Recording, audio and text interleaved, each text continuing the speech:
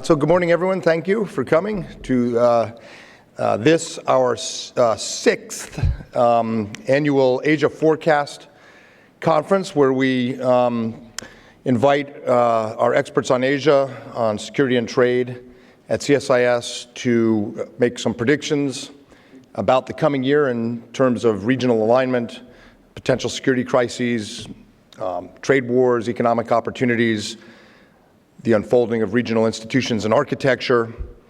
As Yogi Berra, the baseball great and malapropism artist, used to say, predictions difficult, especially about the future.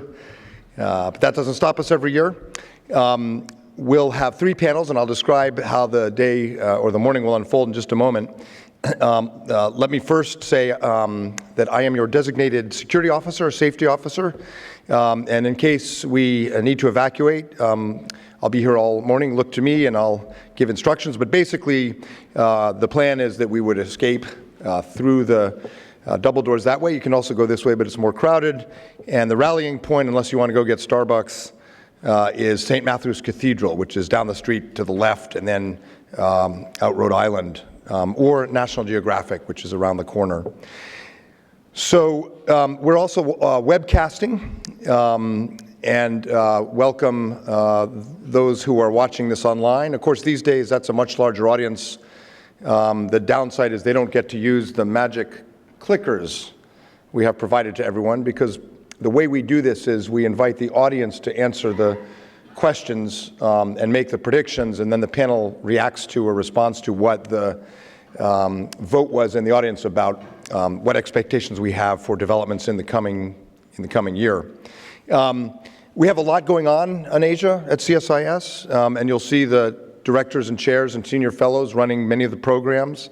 The Korea chair, for example, has a number of projects on the U.S. ROK alliance at a time of significant danger on the peninsula, and continues to populate Beyond Parallel, which is the website they've established, which uses overhead imagery, statistics, and even public opinion polls within North Korea. It's not a large data set, but it's the only one available, and it's quite interesting. The Wadhwani chair on India is focusing on defense and business ties and continues to populate its cutting-edge site on state-level economic developments in India, which is, of course, where all the action is. Amy Seawright and the Southeast Asia program have a whole range of bilateral and trilateral dialogues in the region. Andrew Scheer, with the Alliances and American Leadership Project, is well into a study group on alliance interoperability, looking at some of the strategic questions, operational questions, C4ISR. I think you have 2 or 3 papers coming out just this week on the architecture for alliance, C4ISR, in the Asia-Pacific region, as we look at ways to make bilateral alliances more effective and to knit together the historic bilateral alliances of the 1951 so-called San Francisco Treaty System. The Skoll chair in business, we have a new chair, and Bill Reinsch is trying to make sense of trade policy and trade developments, which are moving at lightning speed. A little bit hard to know whether we're going for a trade war or a more interesting set of negotiations, or much ado about nothing. So we'll try to make sense of that today as well. You all, I think, know about our AMTI, Asia Maritime Transparency Initiative, which uses satellite imagery and analysis to unbundle what's happening in island disputes, reclaimed land, Maritime Asia. We have a feature coming up on the East China Sea, which we're refocusing on after a lot of action in the South China Sea. Freeman Chair in China Studies is covering a number of things falling out of the 19th Party Congress, in particular the PLA reform. And Bonnie Glaser's China Power Project is measuring Chinese power. The next iteration will look at R&D in China and try to make sense of that. This year we're gearing up again for the G7, G20, APEC, and Matt Goodman and the Simon Chair are going to be monitoring and pushing an agenda for that, and also continuing to build the other website we're quite proud of, Reconnecting Asia, which looks at infrastructure.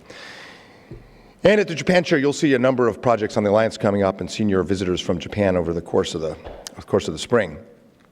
So we'll have 3 panels today trying to look at the future trends in the region. First panel I'll moderate in just a moment, and I'll invite my colleagues up. That will look at security threats, try to anticipate hotspots, danger zones, risk. The second panel, Matt Goodman will moderate, which will look at growth, trade, and infrastructure in the region. And then the third panel, Andrew Scheer will moderate on the general alignment of countries, domestic and regional politics. So security threats, trade, investment, business, and then political developments within and among the countries in Asia. So you get to vote, and the way we'll do this is the moderator will put some questions up, and then you'll use your clickers to vote on what prediction you would make, and then the panel will react to that. And if the moderator manages the time, and it's possible we'll have some questions and follow-up too. Not just multiple choice for the panel, but you can ask, you can ask questions as well. So everybody should have a clicker. The most important thing about these clickers is do not put them in your case and walk out with them. Remember to put them back in the chair when you're done. The other important thing about the clickers is it will only work if you hit the on button. So we're going to do a test run. Where is my clicker control central? Right. We're going to do a test run, so pick up your clickers, we'll do a test run, and then I'll invite the panel. So hit the power button, which will turn it on. This is not a machine gun, you can't rapid fire vote, but you can change your vote until Will Coulson cuts it off. So this is a practice test, you're already off and running. How prominent will Asia be in US headlines in 2018 compared to 2017? So you get A, B, C, some of these will go up to E. Some people are voting for E, which is not really an option in this one. It's okay. Put your glasses on. More prominent, about the same, less prominent. Since we're all in the Asia business, there's a definite bias built into this question. Our friends from the EU in the audience are clicking away on C, but there's only 5 of them, as you can see. So this is how we'll roll today. And we'll have a series of questions, and after you vote, and then Will, you're going to stop the voting, right? And he will decide when to do it. He has complete, omniscient, omnipotent control of when the voting stops. And then, the audience vote will be the basis for our discussion on the panel.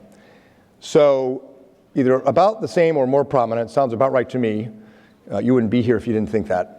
So let's go to the first panel, and if I could invite the panelists to come up and join me on the stage, and that's Bonnie Glaser, Senior Advisor for Asia and Director of the China Power Project, Zach Cooper, Senior Fellow for Asian Security, and Sumi Terry, who's just starting at CSIS as a Senior Fellow in the Korea Chair. So coming up, keep your clickers, and we'll pivot to the first session on security.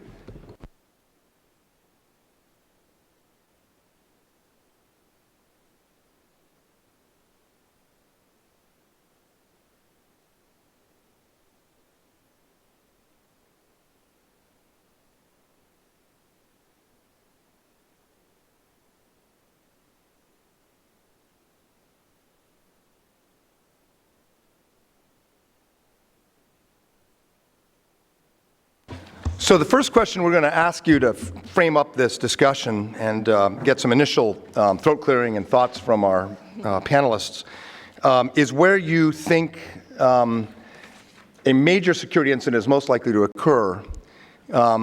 Just put on your historical thinking caps for a minute and remember that things like the Korean War or more recently China's fortification of the South China Sea, these were strategic surprises. So what's in the headlines right now may not necessarily be the most dangerous thing that happens in 2018, but let's see what you think. Korean Peninsula, South China Sea, East China Sea, Taiwan Strait, or Sino-Indian border.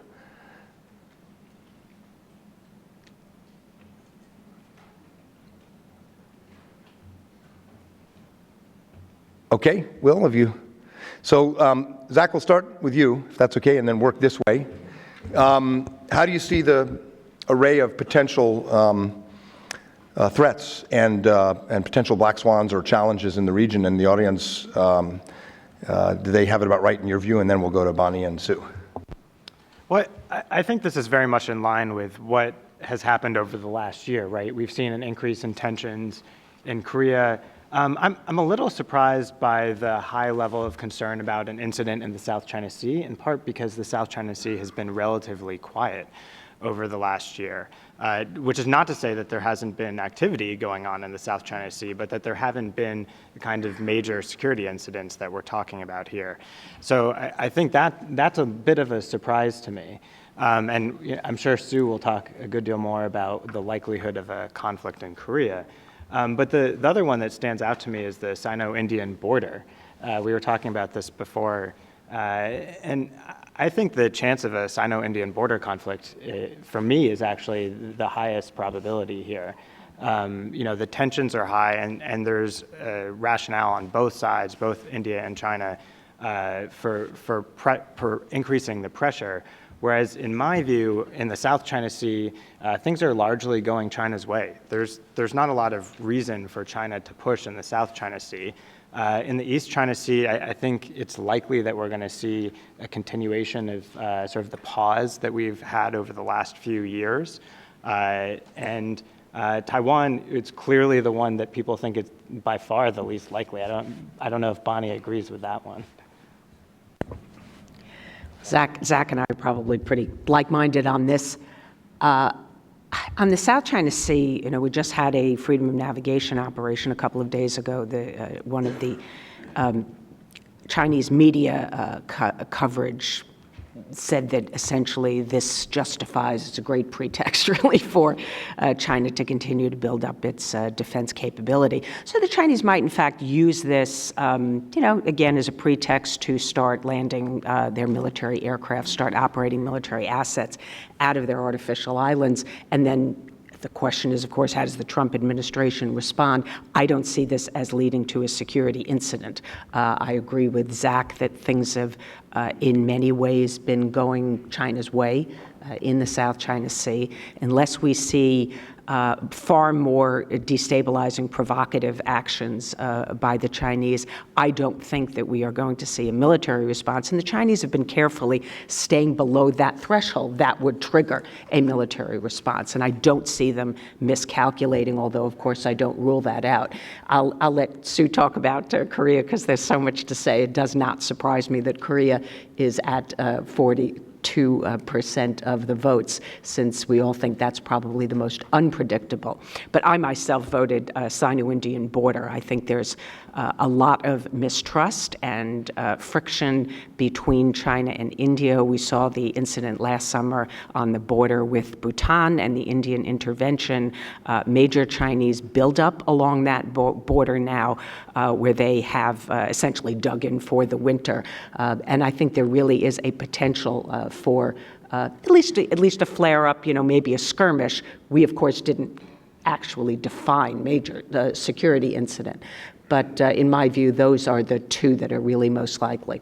Taiwan, unless President Tsai Ing-wen were to do something that was really provocative, I think it's highly unlikely that we would see China use military force or do more than just put pressure on Taiwan. Since I don't see her as likely to do that, I would also rate incident in the Taiwan Strait as low. Well, not surprisingly, my issue one. No, I think I'm very concerned of, obviously, what could happen in 2018. We do have pause right now. We have some thaw in inter-Korea relations because of the whole Olympic overture. But once the Olympics is over, and Paralympics is over. So far right now, the U.S. have agreed to suspend the joint military exercises until the Paralympics is over.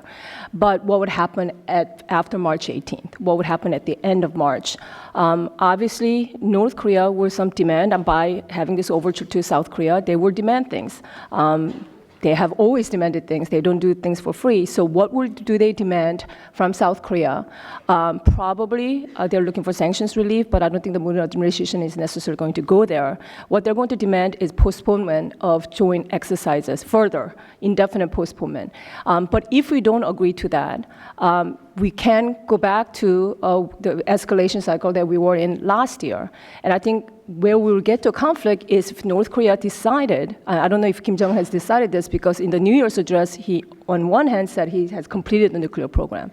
But if he decided that he really need to get to the sort of the next technical inflection point, which is that he needs to prove the re-entry capability to show that he's going to be able to really strike mainland United States, if he decides to go down that route, I think Trump administration might not have decided on a path forward right now, but it's a real possibility that we might respond more than sanctions, going beyond the sanctions. Right now, we know that the administration is looking at all options, including limited strike. So I see that as a real potential possibility in 2018. Either way, I do think it's going to be a critical year because some decision has to be made.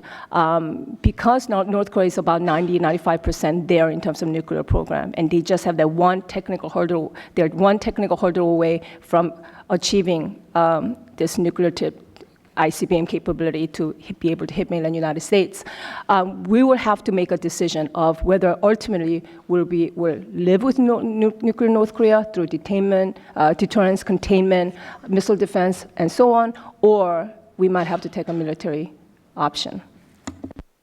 We have follow-up questions on all of these except for the Sino-Indian border, which got 14% vote as the most likely security incident. Of course, the word incident is very, very vague. So Zach and Bonnie, could you say more about what you see? And Zach, you said you think that's the most likely, but what's the scope or scale of an incident? How would you define an incident? And what's the impact on the broader stability of Asia in terms of both politics, security, and also markets? Is this an isolated thing in the Himalayas, or is this something on the scale of a Taiwan Strait, South China Sea kind of incident? What's the scenario? Well, I think it's hard to say exactly what might happen. Obviously, we've all watched the videos of the rock throwing that happened earlier this year. I don't know whether that qualifies as an incident. I think it probably does. But when I have the kids at home alone and there's rock throwing, I tell my wife if there's an incident. No, it counts as an incident. Is it a major incident? Right, that's the question. That's the question. So I don't know exactly what the threshold is for a major incident, but I think the reason that I think that's a likely area for us to look at is that if you just look at the trend in the Sino-Indian relationship, it's been quite negative over the last year.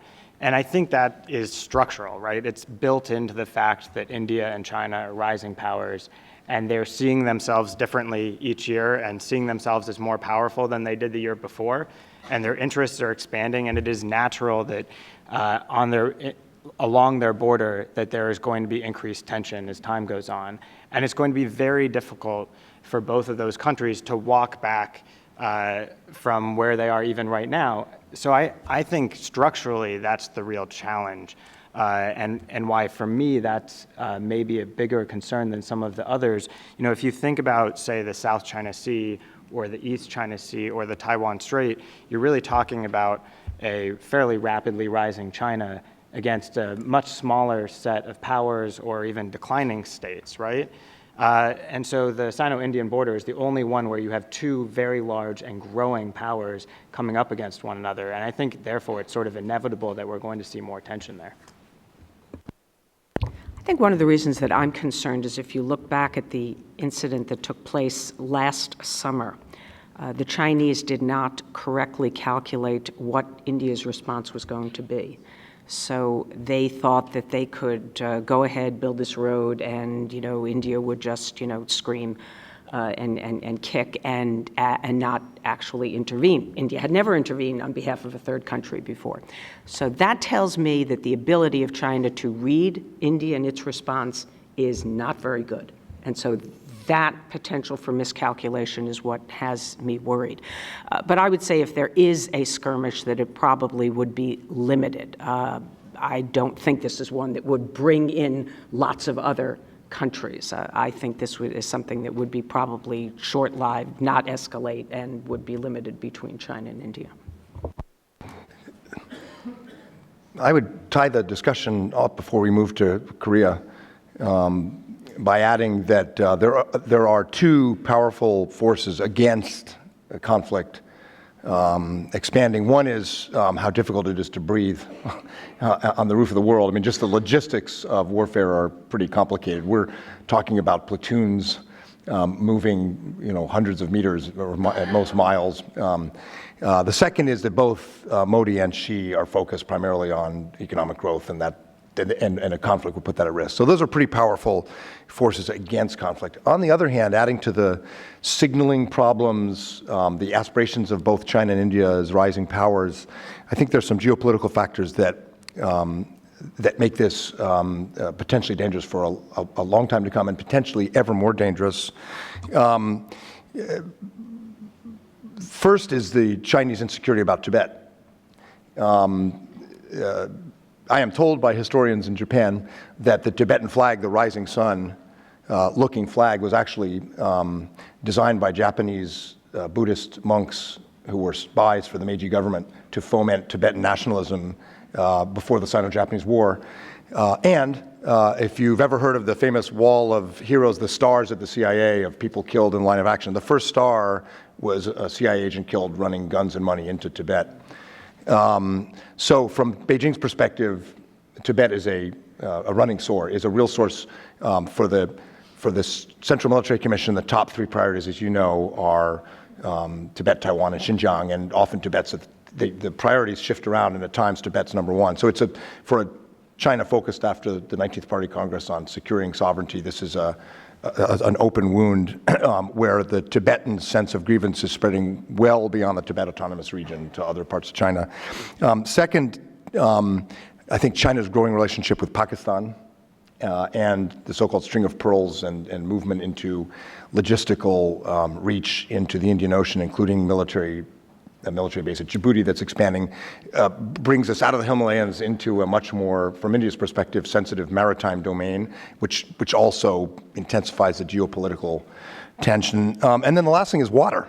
The Himalayan plateau is the source of water for the Indus, the Brahmaputra, almost every source of potable water for irrigation that almost all the countries in Southeast Asia and South Asia depend on, and China does not have enough water to sustain its economic development. So that is existential.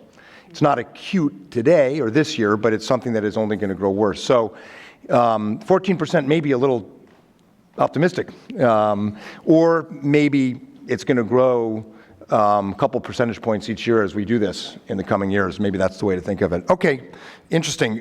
Korea, which we knew would be the number one. So here's the next question. It's on Korea. How do you see tensions on the Korean Peninsula unfolding in the coming year? Turn your clicker on again, because what happens? Oh, the clickers automatically go off. So each time, remember, turn on your clickers and fire. You're going to go first.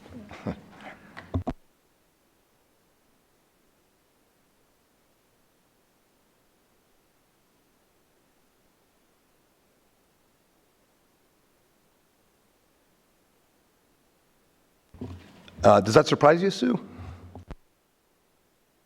No fate on China. It's like two people we think China will come through, right? Look, it's 2%. That's interesting. We'd like to thank the embassy for participating in today. Right. No, it doesn't surprise me. I myself voted for B. I think that's most likely is going to what's going to happen, because despite all the rhetoric that's coming out of the administration in terms of military strike, I do think there's going to be an understanding. I think everybody understands potentially catastrophic consequences of a conflict. And even if there's going to be a limited strike, and the rationale behind that is an assumption that because Kim Jong-un is rational and not suicidal, not ideological, the theory goes that he might not respond. And that kind of assumption that Kim Jong-un will not retaliate, I think is a very dangerous one. No one knows. I see my former boss there, people who worked in the IC and CIA who's been working on this for a long time. I think we are pretty confident that we don't know exactly what Kim Jong-un is going to do. We don't know. So that's an assumption. And we know about the consequences of war. There's a lot of studies that's been done. We know there's 14,000 conventional artillery pieces within 60 seconds of Seoul, where 200,000 American expats live there and 28,500 American soldiers live there. So we understand that. Even Congressional Research Service came out a report, really great report last November or in the fall, and talked about maybe 300, 400,000 casualties in the first days of war just using conventional artillery alone. So we know about that. So I think what's going to happen is that, and Kim Jong-un I think is very, very savvy. So when you look at what happened last summer over the whole Guam, after all that threat of doing something near Guam, Kim Jong-un chose to do a missile test that was a little bit more than normal provocation of just a short range going up and down. It went over Japan. It was more, but it didn't quite get to a threshold where we'll have to intervene militarily. So I think what's going to happen, and I hope North is done with the program. They keep saying, at least in the New Year's address, they might have been done. But even if they don't, I think we will we'll continue with sanctions, because I think that pressure is going to be on. We're not going to acknowledge North Korea as a nuclear power, even if they get there, because living with North Korea is different from acknowledging North Korea as a nuclear weapons power that has all kinds of policy ramifications, and I don't think we are going to do that. And I do think we're going to then move to but then we're going to move to probably the missile defense and containment and deterrence strategy, which Mike, you can talk about your piece that you wrote. So it's going to increase with test provocations, but it's not going to lead to a conflict. I agree with that. Thanks, Bonnie. So I'll talk a little bit about the China piece here. I do think that what China has agreed to do at the UN and in terms of the implementation of UN sanctions has been greater than I think most people expected over the past year. That said, we may be reaching the limits as so much of what can be done has already been done. A lot of pressure from the Trump administration on China to start restricting the delivery of that crude oil through the pipeline. China's so far unwilling to do that, and though it says in the current UN Security Council resolution, that's what's going to come up next if there are more nuclear or missile tests. And I think that this is a real question mark of how willing China will be to do that, because they do continue to fear the potential for instability and think cutting back on that crude oil could potentially weaken the regime.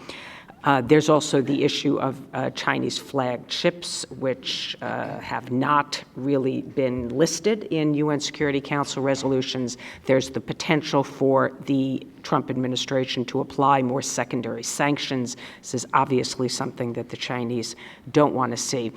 In the president's mind, the potential to take these economic actions, trade actions, has very much been linked with Chinese cooperation on North Korea. And you can see this repeatedly in things that he says to reporters and sometimes even tweets, although others in the administration insist that these are completely separate. And so I think we've reached that point where maybe the frustration of the president has reached a level where he does want to proceed with these economic actions. We saw this beginning to be rolled out yesterday with the solar cells, although, frankly, I think it's only 8% that are imported now from China. So I think we'll see more of that. And then finally, I would say your reference, Sue, to missile defense containment strategy means if the U.S. goes down that path, then that further undermines the potential for more U.S.-Chinese cooperation. So I think it's going to be difficult to squeeze more cooperation in 2018, whereas 2017 was the big year of cooperation on North Korea in the UN primarily. But now that we have the trade actions coming and I think the potential for China to cut back on crude oil, that's going to be much more difficult. So I think 2018 is going to be not the year of a U.S.-China understanding on North Korea. The only thing I'd add is that I think there's a good chance that tensions on the peninsula could increase, but that we hear much less in Washington about North Korea. I think the administration came into this a year ago really hoping that they could get a breakthrough on Korea. You know, they sort of surveyed the world and they thought probably not going to get a big breakthrough on Russia at the moment, on China, on Iran. On terrorism, there's no big obvious breakthrough, but they thought North Korea, there's urgency there, and maybe some real focused attention over a period of months or a year could do some good. I think now, if this group is right, that there's not going to be a military strike, it takes away the administration's hope that North Korea might denuclearize. And if you fall back on this contain and deter strategy that Sue's mentioned that I think is right, then I think it decreases the incentive for the administration here in Washington to talk about Korea. And so I think you'll hear a lot less from the administration about Korea over the next year, and they'll start to focus on other issues where they think they can get a little bit more traction. I don't know exactly what those might be. It could be trade, it could be the broader relationship with China, which has certainly come up a lot in the national security strategy and the national defense strategy. But I think an option we didn't give you is that you could see an increase in North Korean provocations, but a decrease in the amount of focus here in Washington on Korea issues. Administrations have done that in the past when they didn't know how to solve it. Could you hit your button, Zach? So I think that in terms of predictions, the administration probably will move towards a robust containment strategy. But the reality is right now there's very active talk, as many people in the audience know, from very senior people in the administration, particularly in the White House, about using a military strike, perhaps not a massive strike, maybe what some people call a bloody nose, to demonstrate to the North Koreans American resolve and willpower. The argument is we've never done this before, not since 1953, and we need to show we're serious. The counter-argument is precisely because we've never done this before, we never used force in response to the axe murder incidents when American officers were killed by the North Koreans in the DMZ. We never used force in response to the North Koreans blowing up the airliner in 1987, the Cheonan incident. And so we don't know, precisely because we haven't done it, we don't know whether there will be a military response from North Korea. That's in the middle there lies the range of very risky options. So it occurs to me, option A, people said basically, no, we will not have a major conflict due to a U.S. military strike. But that doesn't necessarily mean that people think there won't be a U.S. military strike. People may think there will be a U.S. military strike and it'll be contained. I don't know. So, Will, are we able to have a blank question? Can you set one up? We'll just do A, B, just totally blank?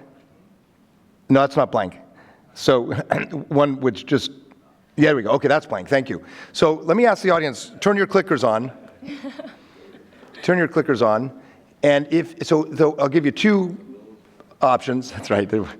A, there will be in 2018 a U.S. military strike. There could be a bloody nose, it could be limited, but there will be a use of force, in your view, would be A, and B would be there will not.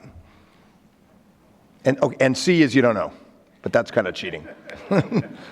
Obviously you don't know. Wow. So A is there will be a use of force, B is there not. So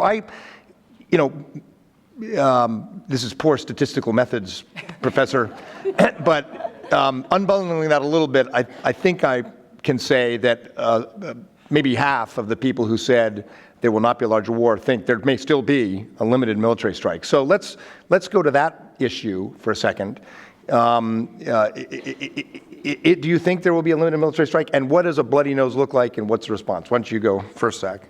Well, I'm a bit skeptical of this. So the reason I'm skeptical is that I think you have sort of two options. Either you think that the Kim regime is deterrable or you don't. If you think they're deterrable, then deter them, right? There's not necessarily a need for a strike. If you don't think they're deterrable, then the bloody nose strike is probably going to result in a pretty nasty response. In which case, you might as well not do the bloody nose strike, but a more full-on conventional military strike. So to me, the bloody nose strike doesn't make a lot of logical sense. I think the U.S. military is predisposed to want to do, if they were going to do Korea, a very, very large military operation, which we would see coming months and months in advance, right? Hundreds of thousands of troops, largely ground troops, and we just haven't seen those movements. So I'm a bit skeptical that we're going to see that in the year ahead. I would just add that I think that we would end up in a very fierce internal debate about the implications for our alliance with South Korea. And at the end of the day, we do have a lot of people in this administration who don't want to put that alliance at risk. We might end up fundamentally altering the balance of power in the region by launching a strike if we don't have support from our ally. So in the absence of some change in the situation to what exists today that would push people in the direction that we would have to be some kind of a real imminent threat, I just don't think we're going to see it.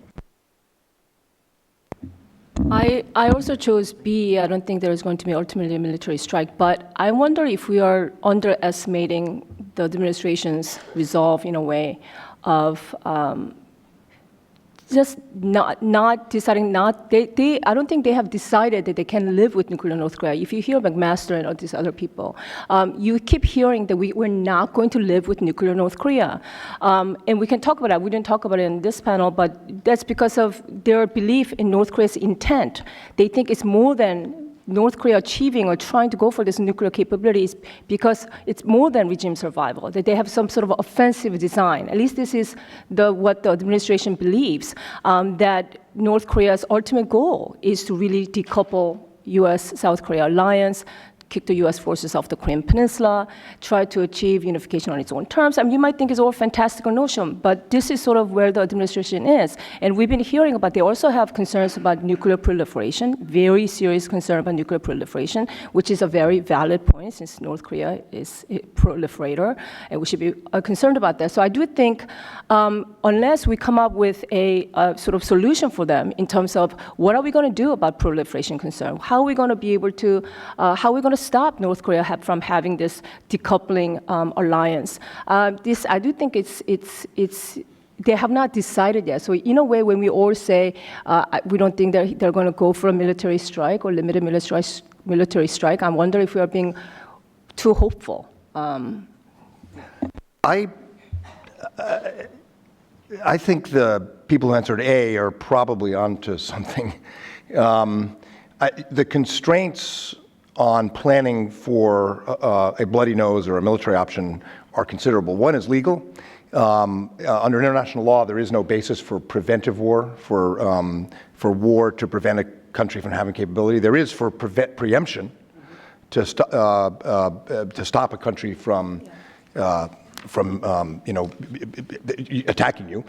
And so the advocates of military force will argue that this is preemption, perhaps because of their claim of the intentions of North Korea. They might argue, although I think it's wrong under international law, that because we are technically at war with North Korea, it's simply a question of violating the armistice. But this is not it's bad, and it violates UN Security Council resolutions, but the North Korean program is not a clear violation of the armistice. So law is a problem. South Korea, and to some extent Japan as well, would be a challenge. Non-combatant evacuation operation, you mentioned the hundreds of thousands, not just of Americans, but of allies. Enormous challenge, almost insurmountable. And then when you do an evacuation, that's an indicator of war. So you risk escalation if you don't want it. And then the readiness of the U.S. Army, frankly. I mean, maybe a bloody nose involving the Air Force or the Navy is possible.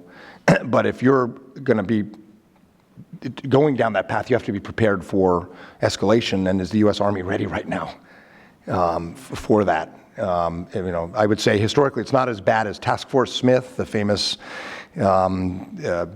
group that was sent up in the Pusan perimeter in 1950 and got wiped out. It's not that bad, but we're not at the top of our game right now. And the Army's trying to recapitalize. So a lot of constraints on this. But there also, the menu is not, there is a menu. I mean, the maritime interdiction pursuant to UN Security Council sanctions, going after North Korean subs that are going to do an SLBM. When the spring crab season comes in March and April, and the North Koreans start messing with the South Koreans and the Chinese in the Yellow Sea, the West Sea, there may be accidents that turn into opportunities to show willpower. So, and then the other side of it is that North Korea may very well want to demonstrate that with nuclear weapons it can take provocative actions with greater impunity. Cyber, West Sea, Yellow Sea incidents, or as Sue has mentioned in other contexts, the atmospheric test. So both sides will have a test of wills that makes this a little more dangerous in 2018, considerably more dangerous than 2017. I think those act, you're right. I mean, and I've written this, ultimately, I think the administration and the Congress and the allies are going to push them for this. And ultimately, I think the services and the Army is going to push them towards this. We'll look at not counting on diplomacy, which obviously no one counts on, not counting on a military preventive war or bloody nose scenario, but moving towards deterrence. Not deterrence as we knew it with the Soviet Union, because the Soviets had an empire they were trying to protect. This is a rogue state trying to blackmail, and so it's going to be a much uglier deterrence with a constant test of wills, interdictions, sanctions, counter-sanctions, threats of transfer by North Korea. It's going to take a lot of intelligence assets. It's going to take a more robust exercise schedule and all the rest. But I think that's probably where we end up. Congressional hearings next week are going to start trying to shine a light on this debate. Congress has been a little distracted, but they care about this. And there are arguments from Republicans and Democrats that there needs to be an authorization for use of military force. So the debate will heat up. Let me turn to E, the last one. Did that go down, Will? Okay, can you go back to the original? Sorry. Yeah, so people are skeptical about North-South, but let's briefly touch on that too, because tensions could subside due to a North-South rapprochement, and it could also completely undermine the U.S. strategy on North Korea at the same time. So, Sue, why don't you address that? And are there breaks on how far Seoul will go? I mean, so there's a window of opportunity here, small, very narrow. I agree with that. Because what we do not know is where North Korea is at. As I said, Kim Jong-un did say he did complete the nuclear program.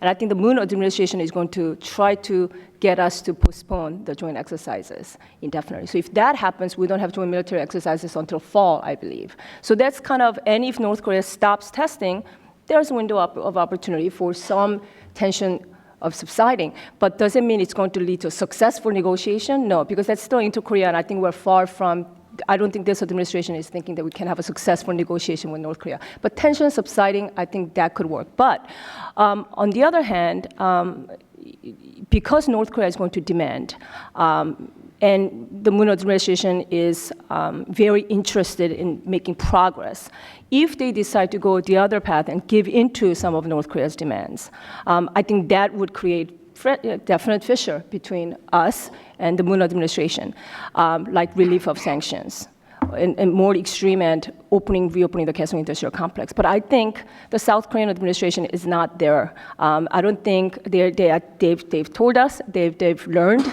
from history of dealing with North Korea that they're not going to make unilateral concessions to the North Koreans. They understand reopening the Kaesong Industrial Complex is in violation of UN sanctions and so on. And the Moon has taken centrist position in a number of issues. So he said when he was campaigning that, over that, but he did deploy that. He also said he might reopen the Kaesong Industrial Complex, but he didn't do that. So I think what's going to happen, more or less, is that they're not going to make unilateral concessions. We're probably going to resume joint exercises and then back to option B. But do you think, Sue, that the U.S. might come under pressure from Seoul to downgrade the exercises? For example, to not deploy quote-unquote strategic assets, B-2 bombers, things that that demonstrate an American readiness to use force if North Korea gets more provocative. And of course, the exercises are not just signals, they're all about readiness.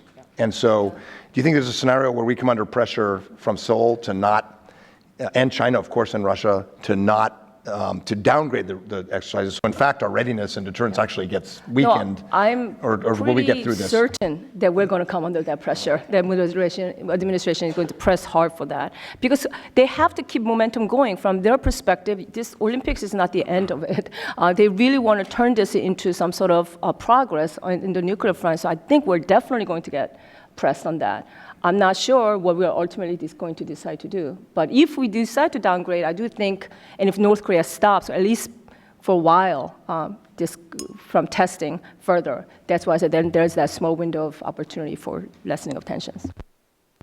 It's a bit of an advertisement for the forthcoming trade panel, because I would argue that the management of this delicate situation between Seoul and Washington will be affected by how the politics of trade on chorus, washing machines, and so forth, influence the level of trust between the Blue House and the White House going forward. Right, problem solved. Let's turn to the next set of questions on Taiwan Strait. Remember to turn your clicker on again.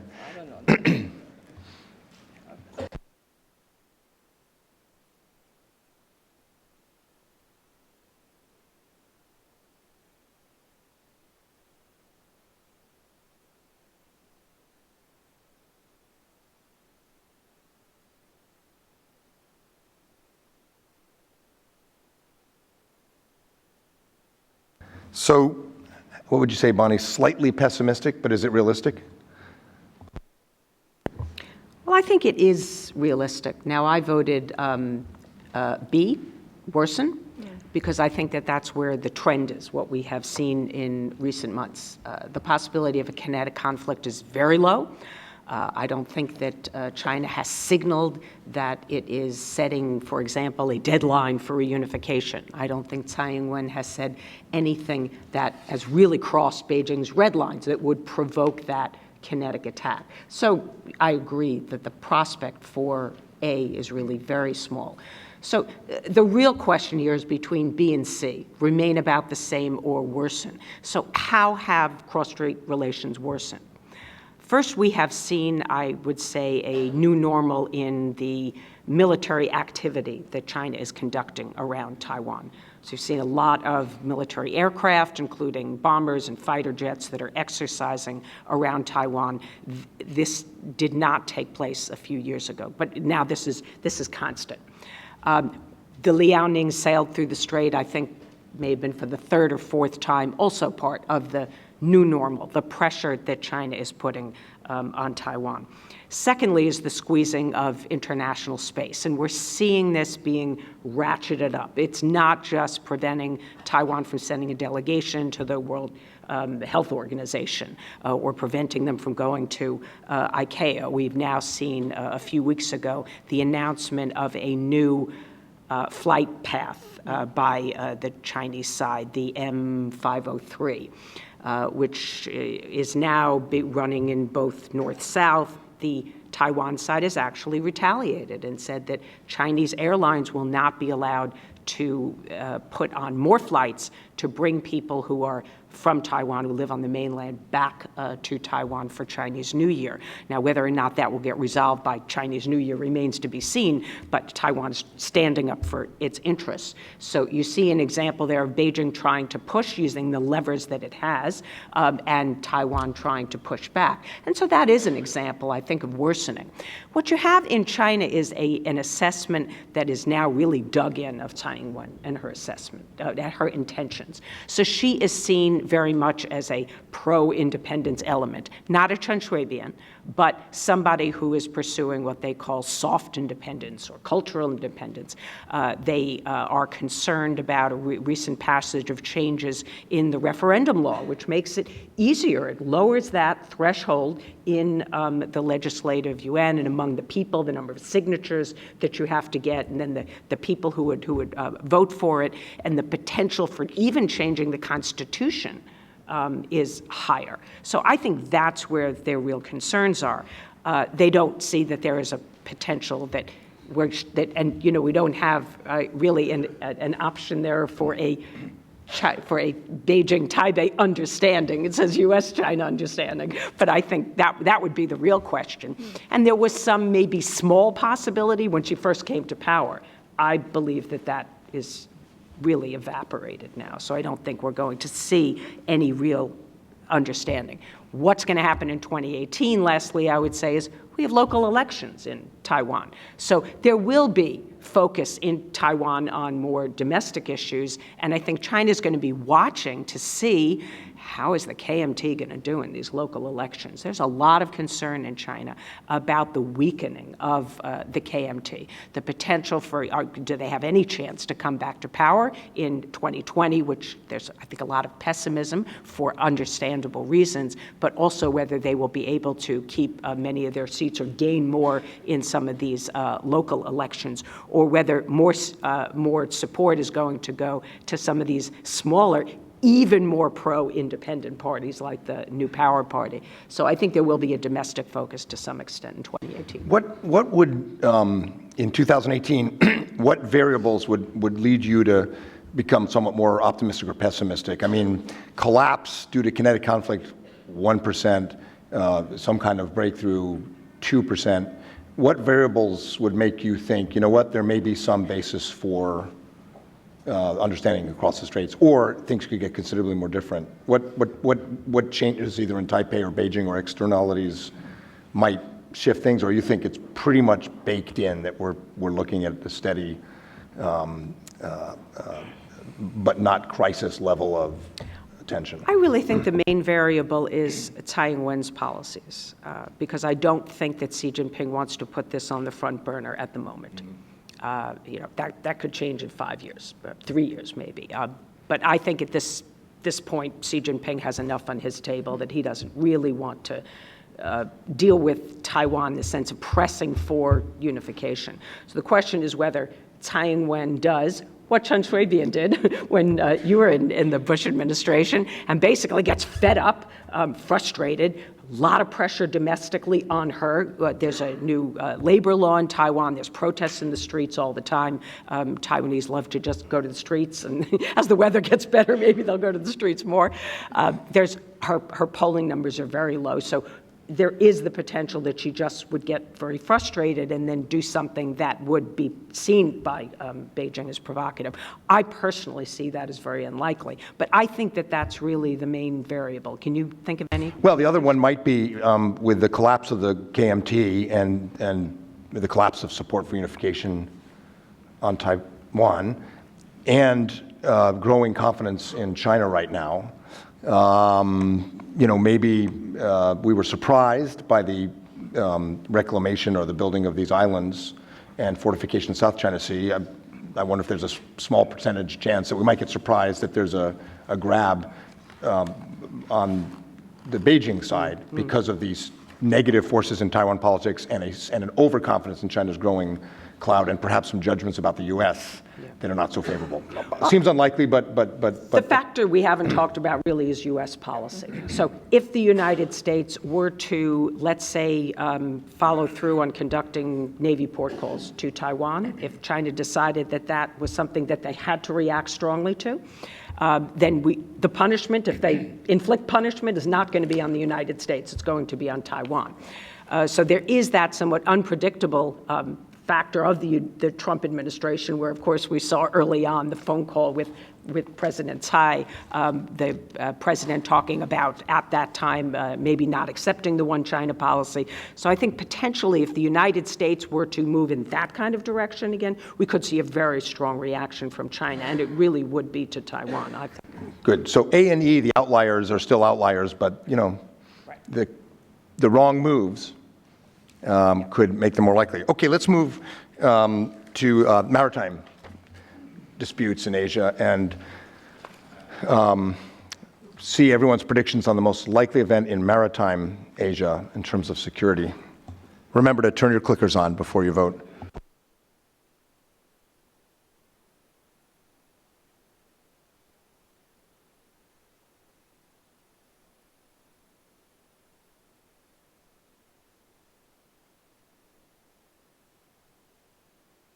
I would say we have a slightly pessimistic but not panicked audience on the whole. Zach, why don't you take this one, C and D. So Chinese land reclamation or construction of new features, the dangerous areas would be perhaps Scarborough Shoal. And then fighter jets, personally, I think that's at least 50-50 and dangerous, but why don't you start us off on this one? Yeah, I agree with the audience that choosing D is the most likely option, that the likelihood of fighter jets going into the Spratlys is very high for a couple of reasons. One is, I think in general, things have largely been going China's way in the South China Sea. And so I think it's unlikely that you'll see a lethal clash between, say, the Philippines and China, unless you see a real change in the direction of that relationship. And things even with Vietnam seem to have stabilized recently. But what I would expect China to want to do in this time period where things are a little bit quiet is to try slowly and push the code of conduct. This group certainly doesn't think that it's going to stabilize tensions because the answer to E was 3%. So people don't think the code of conduct is really going to have any effect, even if they think that there's one that's going to be made. But I think while that's going on, China is going to try and consolidate its control of the South China Sea. The first thing that I would do if I were in Beijing right now is put fighter jets into the Spratlys. They already have the infrastructure there, right? The fighter hangars have been there for quite some time. We've seen fighter jets going into the paracels for over the last few months. So it's not a big logical jump to expect that we're going to see fighter jets and other military platforms going into the Spratlys.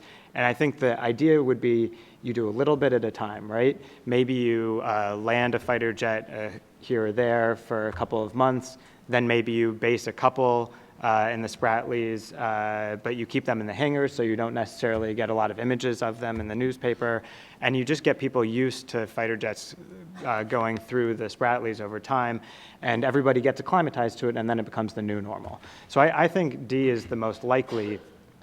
I don't think that land reclamation at Scarborough, for example, is very likely at the moment because, in my view, China already has a lot of what it wants in the Spratlys, right? It's got 3 airfields.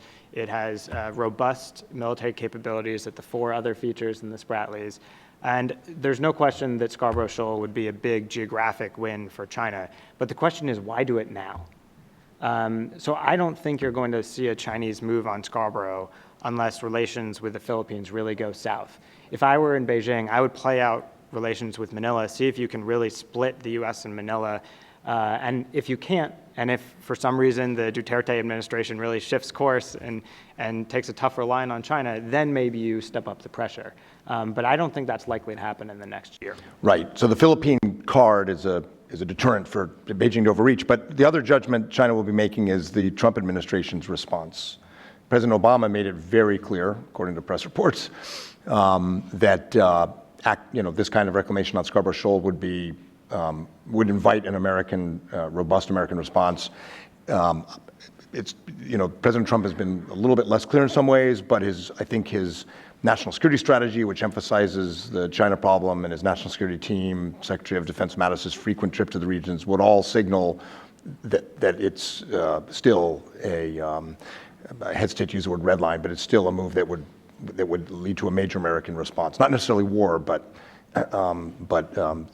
military and diplomatic response not favorable to Beijing's interests. So, is China ready to take this on? Segue to Bonnie, but go ahead if you want to make a last comment. Yeah, just real quick. Bonnie and I may have similar views on this, but I think the administration's policy has really been to emphasize perimeter navigation operations, and they've done some things that I'm very supportive of, which is make them more frequent, but also more quiet at the same time. Right? So freedom of navigation operations, they happen all over the world all the time. They don't need to be this major press event. In fact, it's been the Chinese that have publicized the last one, right? And we know that there are probably a couple that aren't in the press that have occurred.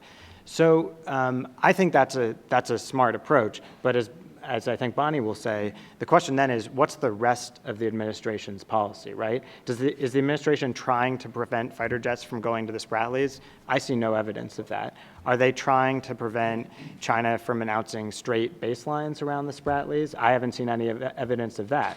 or prevent a South China Sea air defense identification zone. Again, we've seen really nothing from the administration on this. What we've seen is a consistent execution of freedom of navigation operations, and that's basically it. But that might change after the national security strategy and national defense strategy took such a hard line over the last month and change. So I think that governments and markets have already factored in that there's going to be military jets that will be landing on these features. So it would surprise me if we don't see that in 2018. As Zach said, we've seen the blueprint of what the Chinese are doing in the paracels. Nobody in this administration has drawn a red line on this, other than Secretary Tillerson during his confirmation hearings, who said if there's any activity that we should stop it, which really raised the sort of specter of a naval blockade and shooting down aircraft that might land on the islands. But we haven't heard that, I think, repeated, although actually Brian Hook made a somewhat ambiguous but similar statement a couple of weeks ago. But I don't think the intention is to draw that red line. And let's be clear, the Chinese didn't really build these islands to provide public goods or have tourism. So we know what they're using them for. We have all these great satellite images. So that's, I think, definitely what we're going to see in 2018. And then, of course, the question is how the rest of the region reacts to that. And I think ASEAN is prepared for that outcome. So I doubt it would derail the Code of Conduct talks. The potential for land reclamation on Scarborough Shoal, I agree, this is really all about the China-Philippines relationship. And if the Philippines feels that it really wants to start, for example, exploiting gas in Reed Bank, and the Chinese put their foot down and say, no, you can't, and we've heard Duterte come out and say, Xi Jinping threatened war, if we go ahead with this unilaterally, then we end up with more friction in the China-Philippine relationship. That could end up affecting the Chinese ultimately making a decision to build on Scarborough. But it does raise the question of whether the Chinese think they need Scarborough militarily. Do they need to have a larger facility there? Do they just need to have a small radar they can probably put on a buoy if they haven't already? Because if they want to have the complete maritime domain awareness within the 9-dash line, it at least appears that they have some gap in that northeast quadrant. So that is one question mark. The other thing is whether there might be any land reclamation anywhere else, because it doesn't mention Scarborough Shoal. And I would say it would be a big deal if the Chinese would start dredging on something that is an unoccupied feature. That is really a clear violation of the Declaration on the Conduct of Parties from 2002. Most of the members of ASEAN and China say that that would be taking things to a new level that would be really unacceptable. And that could really set back the Code of Conduct talks. So just a few other things to consider. We will lateral some of this to the third panel, which is going to focus more on geopolitics and in particular Southeast Asia. Let me now ask the audience if you want to add things we didn't think of or ask questions if you have them. I'd ask you to be brief. We'll collect a couple and then let the panel have a final comment or answer the question. So if anyone wants to raise things we didn't think of, challenge the conclusions of the audience, or raise questions, we have microphones and we'll come to you. Yeah, right up here. Kevin? And we'll take a couple. Hi, I'm Nicole from Sojus Corporation. I wanted to ask... Could you speak up a little bit? The volume, sure, at least up here, is not great. Zach, could you talk a little bit more about NDS and NSS and how you think that'll impact what's going to happen in 2018? Thank you. Others? We'll get a couple. Yes, sir. Right here. Peter Humphrey, Intel analyst and a former diplomat. I'm concerned about the possible really negative effects of the Olympics. For example, if a North Korean athlete fails the drug test, if somebody complains about the judging of the events, if we have defectors, the games themselves could go south very quickly, and something we should talk about. Interesting. Yeah, Mike McDevitt right in front here. Yeah, something if Sue would address this. I think she grazed on it, but President Moon, his it seems to me he has maybe 51% of the votes with regard, maybe more, with regard to exercising and those sorts of things. Because if the ROK military doesn't show up, it's hard to have a bilateral exercise. And so the issue for post-Olympics is would President Moon be willing to exercise his leverage in that regard? Or in a related issue, would he begin then to push harder on OPCON transfer? He's already laid down lots of cards on OPCON transfer. Would he try to accelerate that? So in fact, he decouples the command structure of the U.S. and ROK military. So the OPCON transfer issue, for those who don't follow the minutiae of the alliances, the U.S. currently has command, the 4-star, if in the event of a contingency. And in fact, the Moon government is pushing for transfer of that operational command to Seoul. So it's a real issue. Take Jeffrey, and then I think we probably need to wrap up. Right in the front here. Jeffrey Hornan, Rand Corporation. Just a quick question. I know the panel focused on security threats, but Japan came up very little in the discussion. And just interested, what do you see Japan's role in any of these regional challenges over the coming year?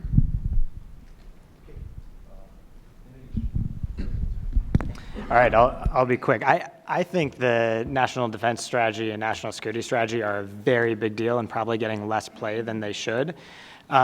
They don't represent the entire U.S. government's view on China. I think you have to be very careful to read the national security strategy as the White House's view on China, and the national defense strategy as the Pentagon's view. And even those two documents are not exactly the same. The language is quite different. But what's very clear is that the White House is trying to put a stake through the responsible stakeholder approach, right? They want to end it. They haven't believed it for quite some time. And if you read the national security strategy, it is very clear that they're trying to reorient the U.S. Around great power competition, right? And they talk about Russia and China, but really, I think the core competition that they have in mind is China. And if you read the national defense strategy, it's even more explicit, right? In releasing the strategy just across the street at SAIS, Secretary Mattis said that great power competition was going to be the focus of the U.S. military, not terrorism. So these are huge, big strategy shifts if they can execute them. And I think that's the big question. There is clearly a disconnect between some in the State Department and the comments that have come out in the national security strategy and national defense strategy. And I just don't know where that's going to end up. A lot of it probably has to do with how long Secretary Tillerson stays in office, right? Whether Susan Thornton gets confirmed. These are big questions. And so I think there's going to be a good deal of infighting over these issues. But in my view, if the administration is successful in reorienting the relationship with China to be a much more competitive one, and they throw away the responsible stakeholder approach, the question that people are going to start asking over the next year is, if we're not seeking China to be a responsible stakeholder, what do we want, right? You could say we want them to be a reluctant stakeholder, but I don't think that's what the administration expects. I think they don't believe China is going to be a stakeholder at all. And I think that's the real debate that's coming for the administration. One of the things that the Obama administration wanted from China was greater participation in solving regional and global problems.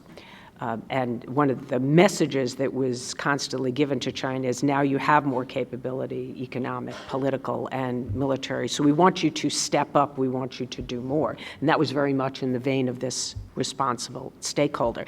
At the same time, there was recognition of growing strategic competition. And so we had this sort of mantra of, we will work together where our interests intersect, and then we will try to manage our differences. But there was a determined effort to try to find new areas where our interests might converge or overlap, that we could work together. Other than North Korea, I don't see that at all in the Trump administration. So we end up with a lot hinging on China's cooperation with the United States on the North Korea question. And if that really goes badly, as I talked about earlier, was I think it's getting more and more difficult to find things to work together on, and there's a lot of risks on the downside.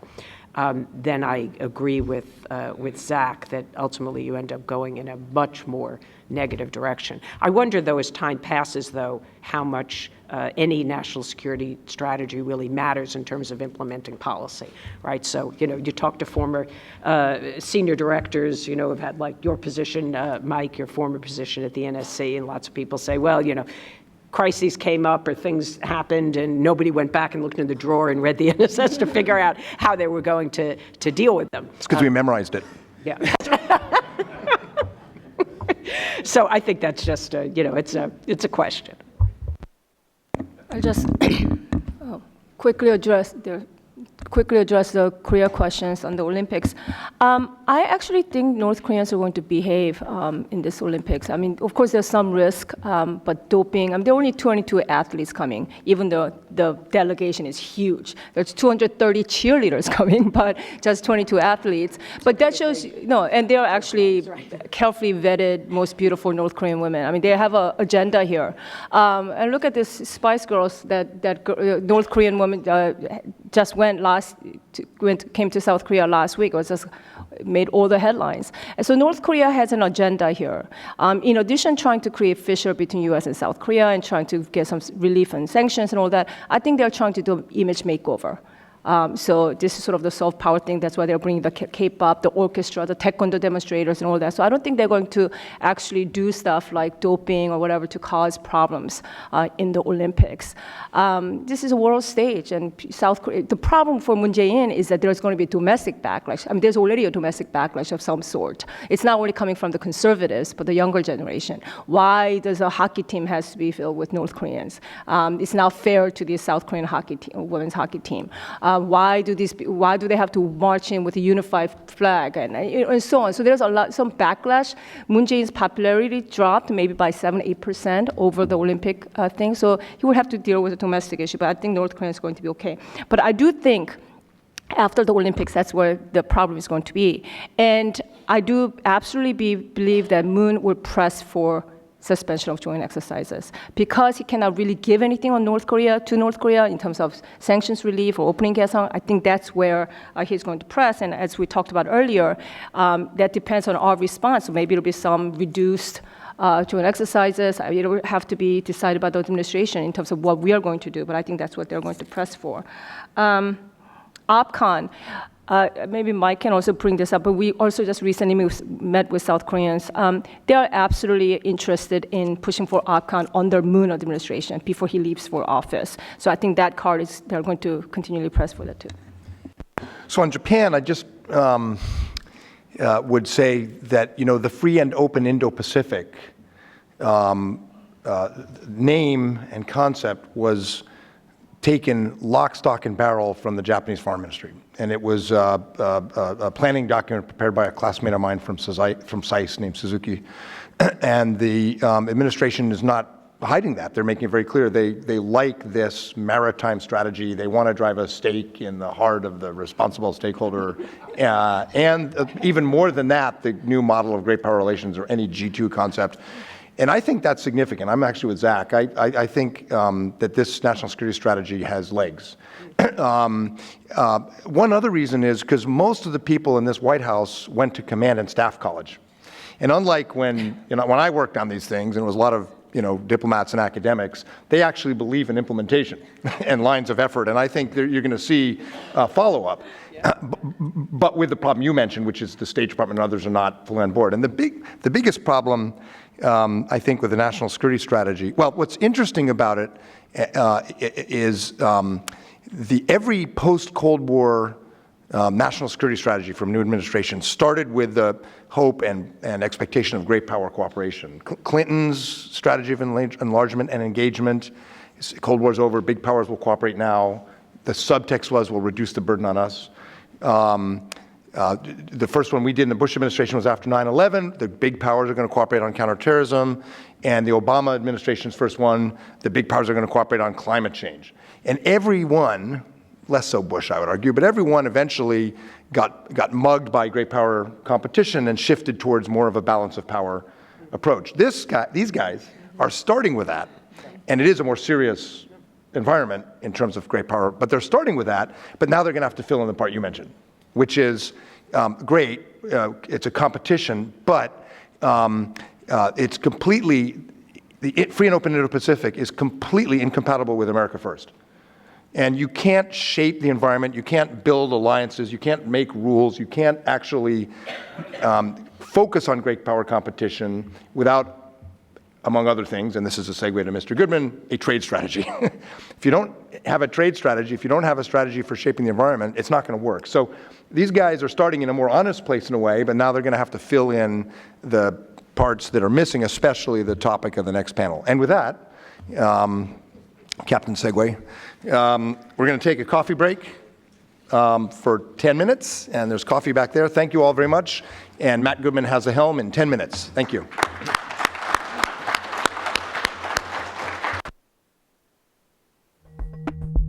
In early August, North Korea threatened to launch 4 intermediate-range ballistic missiles to a point about 30 or 40 kilometers off the coast of Guam. Tom, could you walk us through how U.S. missile defense systems would respond if such a launch was detected? So if that happens, the United States would first detect the missile's heat signatures with satellites such as the Defense Support Program or the newer space-based infrared system. Those satellites would then cue terrestrial radars, such as the TPY-2 X-band radars in Japan and South Korea, which track the missiles with greater precision. The threat missiles would be within the radar field of view for perhaps 5 or 6 minutes. Aegis BMD ships might also be in position to track the missile's flight. The trajectory of the missiles headed from North Korea to Guam would take them over the southern part of Japan. They'd fly just south of Hiroshima, and at that point they'd be at an altitude of about 700 kilometers. So, Tom, if the U.S. determined that these missiles were actually a threat to Guam, what systems would be called upon to respond? If the U.S. determines the missiles to be a potential threat, we might try to shoot them down using various missile defense interceptors. This might include the sea-launched Standard Missile-3, launched from an Arleigh Burke-class destroyer, or a land-based THAAD battery based in Guam, or some combination of the two. Both systems have an excellent test record, but neither has been used in an operational context against a ballistic missile fired in anger. And all of this would happen within a relatively short period of time. So North Korea said it would take about 17 minutes time of flight to reach Guam. Others have said it could take as little as 14 minutes. Of course, it depends on the specific trajectory used. A more lofted trajectory would take longer and rise to a higher altitude in space, while a more shallow trajectory would take a bit less time and stay at a lower altitude. So an intercept attempt with an Aegis Standard missile would be outside the atmosphere, close to its apogee during its midcourse, or during its downward descent with the THAAD system. So all of this provides an interesting case study into how such a scenario could unfold and the way U.S. missile defense systems are designed to protect against such threats. Right. This is the kind of threat that we've seen coming for a long time. This is why the systems are located where they are, the radars and the interceptors, but we hope we don't have to use them. To learn more about both the threat missiles from North Korea and the various missile defense systems, check out missilethreat.csis.org. While much of the world focuses on terrorism in the Middle East, violent extremist groups have expanded their ambitions and reach in Africa as well. In the Western Sahel, Al-Qaeda in the Islamic Maghreb has produced or inspired a proliferation of extremist groups that continue to destabilize the region. In the areas around Lake Chad, Boko Haram, with its origins in northeast Nigeria, has left tens of thousands of civilians dead and displaced almost 3 million people. The security vacuum in Libya and the presence of Islamic State and Al-Qaeda deepen the risks to the Sahel region. There has been a lot of turmoil and trouble with these radical elements, which you find in this arc of instability from North Africa to Afghanistan. Military intervention by regional forces, France, and the UN have weakened these groups and reclaimed territories they once held. But the drivers of militancy and the complex social, economic, and political environment that fuels these groups remain very much intact. Unless this understructure of vulnerability and criminality is addressed, extremist violence will remain an enduring threat to the region.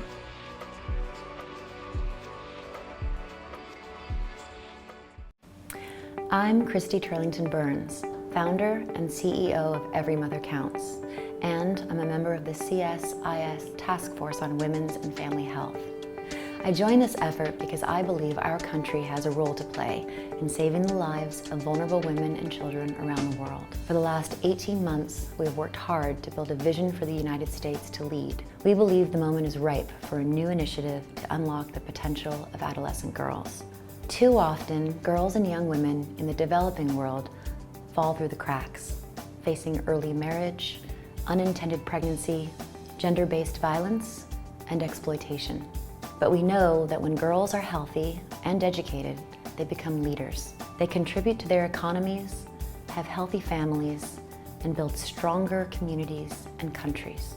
In turn, Americans benefit from a safer, more prosperous world. We believe that we have a cost-effective and forward-looking proposal that Americans of all stripes can support. Our plan builds on a record of long-standing global leadership by the United States.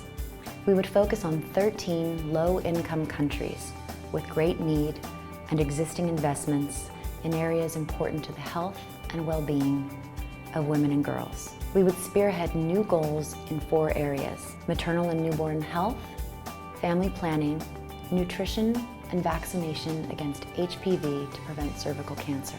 These are key services that are commonplace in the United States, ones that benefit women and girls in a major way. We have also focused on how to get things done, guided by the principles of efficiency, accountability, and partnership.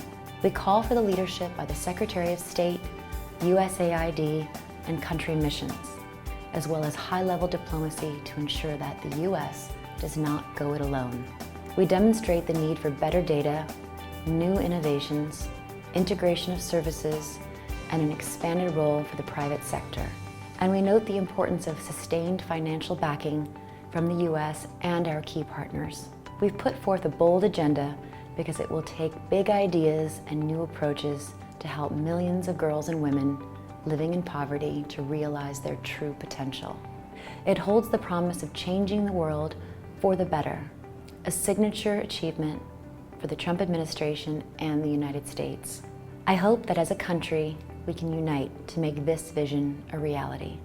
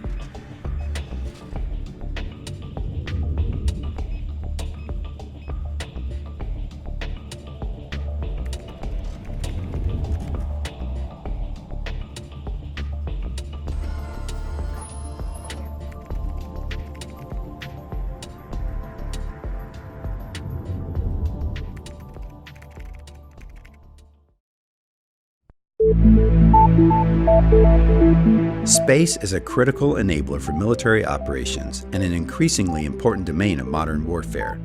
But operating in space is expensive. What would it mean for the U.S. military if costs were reduced significantly? Start 1, 0. Disruptive breakthroughs that could significantly reduce the cost of access to space may come in many forms. One of the most pursued methods for reducing the cost of access to space is making launch vehicles less expensive. Building launch vehicles in much greater quantities can enable efficiencies in the manufacturing process. But quantity alone is unlikely to yield order of magnitude reductions in costs. Novel forms of propulsion could also one day reduce costs. But perhaps the most promising disruption is reusability. If a launch vehicle can be reused 10 times with minimal maintenance between flights, it could, in theory, reduce the effective vehicle cost by roughly an order of magnitude. Repairing or reusing satellites in space through on-orbit servicing could also reduce the cost of access to space. Instead of launching a 5,000-kilogram satellite to field a new space capability, one could launch a 500-kilogram payload to upgrade an existing satellite. A significant reduction in the cost of access to space could enable new military space missions that are not feasible at current costs. Placing conventional weapons in orbit to strike targets on Earth has been explored in the past. One limitation has been the cost of launching the large number of satellites that would be needed to have a similar capability as a fleet of ground-based long-range missiles. An even larger constellation of satellites would be needed for a boost phase kinetic missile.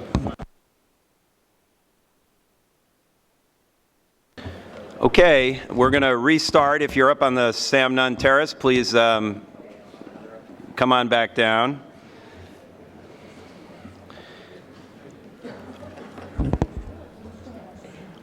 Well, good morning again, and let me join Mike Green in welcoming you to CSIS for this Asia Palooza, as we call it informally. It's one of the more fun events we do every year. I'm Matthew Goodman. I hold the Simon Chair here in Political Economy at CSIS and work a lot on Asian economic issues, as Mike highlighted earlier. Welcome again to our online viewers. Hope you got a cup of coffee as well. So we're going to do economics. And, you know, this is, in our world, this has been a pretty consequential week, or it is a consequential kind of 72 hours here.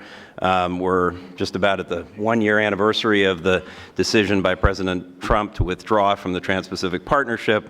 Yesterday, the remaining members of the Trans-Pacific Partnership agreed, apparently, to complete the deal without us, move forward and sign the deal and implement it later this year. There were tariffs imposed on, tariff rate quotas on washing machines, as we've heard alluded to, and solar panels earlier this week. And we've got Davos coming up, which is full of interest because President Trump is going, but also full of irony because a year ago, President Xi Jinping gave a speech touting China as a champion of globalization, and now we're going to get a speech by President Trump which may champion other things. We will cover all of that on this great panel. I'm joined by Bill Reinsch, actually two new colleagues. Bill Reinsch, as Mike said, just joined the Scholl Chair here at CSIS, although I think he's a very well-known figure here in Washington on the trade scene. Delighted to have him with us this year and going forward. And then Stephanie Siegel, my colleague, senior fellow in the Simon Chair, who comes to us from Treasury and the IMF, and a terrific add as well to CSIS and to our program. Delighted to have her with us. And then everybody knows Scott Kennedy and Rick Rosso. Scott Kennedy is deputy head of our Freeman Chair in China Studies, and Rick, who runs our Badvani Chair in India, and actually just literally about an hour ago landed at Dulles from India. So he's got the latest and greatest from there, right, if we can keep him awake. All right. So again, to remind you, if you have your clickers, if you haven't, again, please don't put them in your pocket or your purse or something and take them away with you. Take them out. Remember to turn them on. And they do go dormant if you don't use them for a while. So remember to keep turning them on when we get to the next question. And we're going to, I think, jump right in. And we're going to have a question first on, as a former Treasury guy, can't resist starting with the macro story. And we're asking a pretty simple question here. Which of these countries is going to do better than expected in 2018?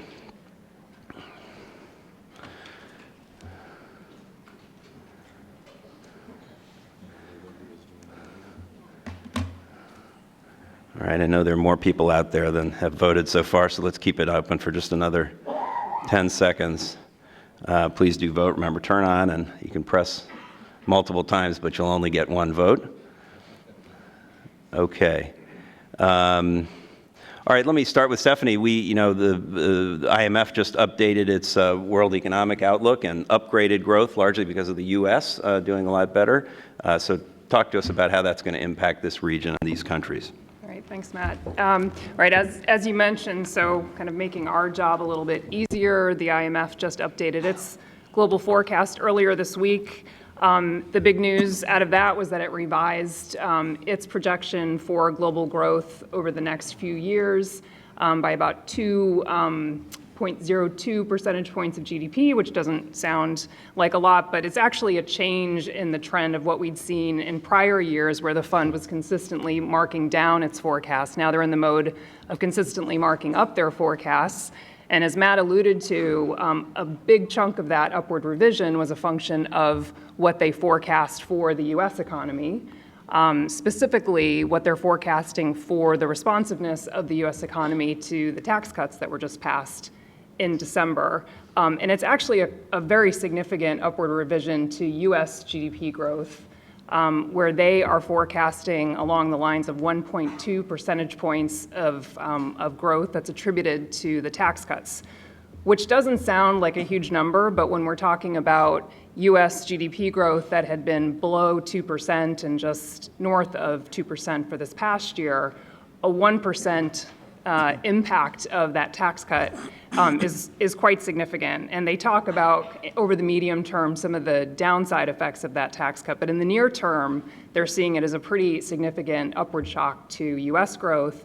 And then why we care in the context of this panel is what that means for global growth.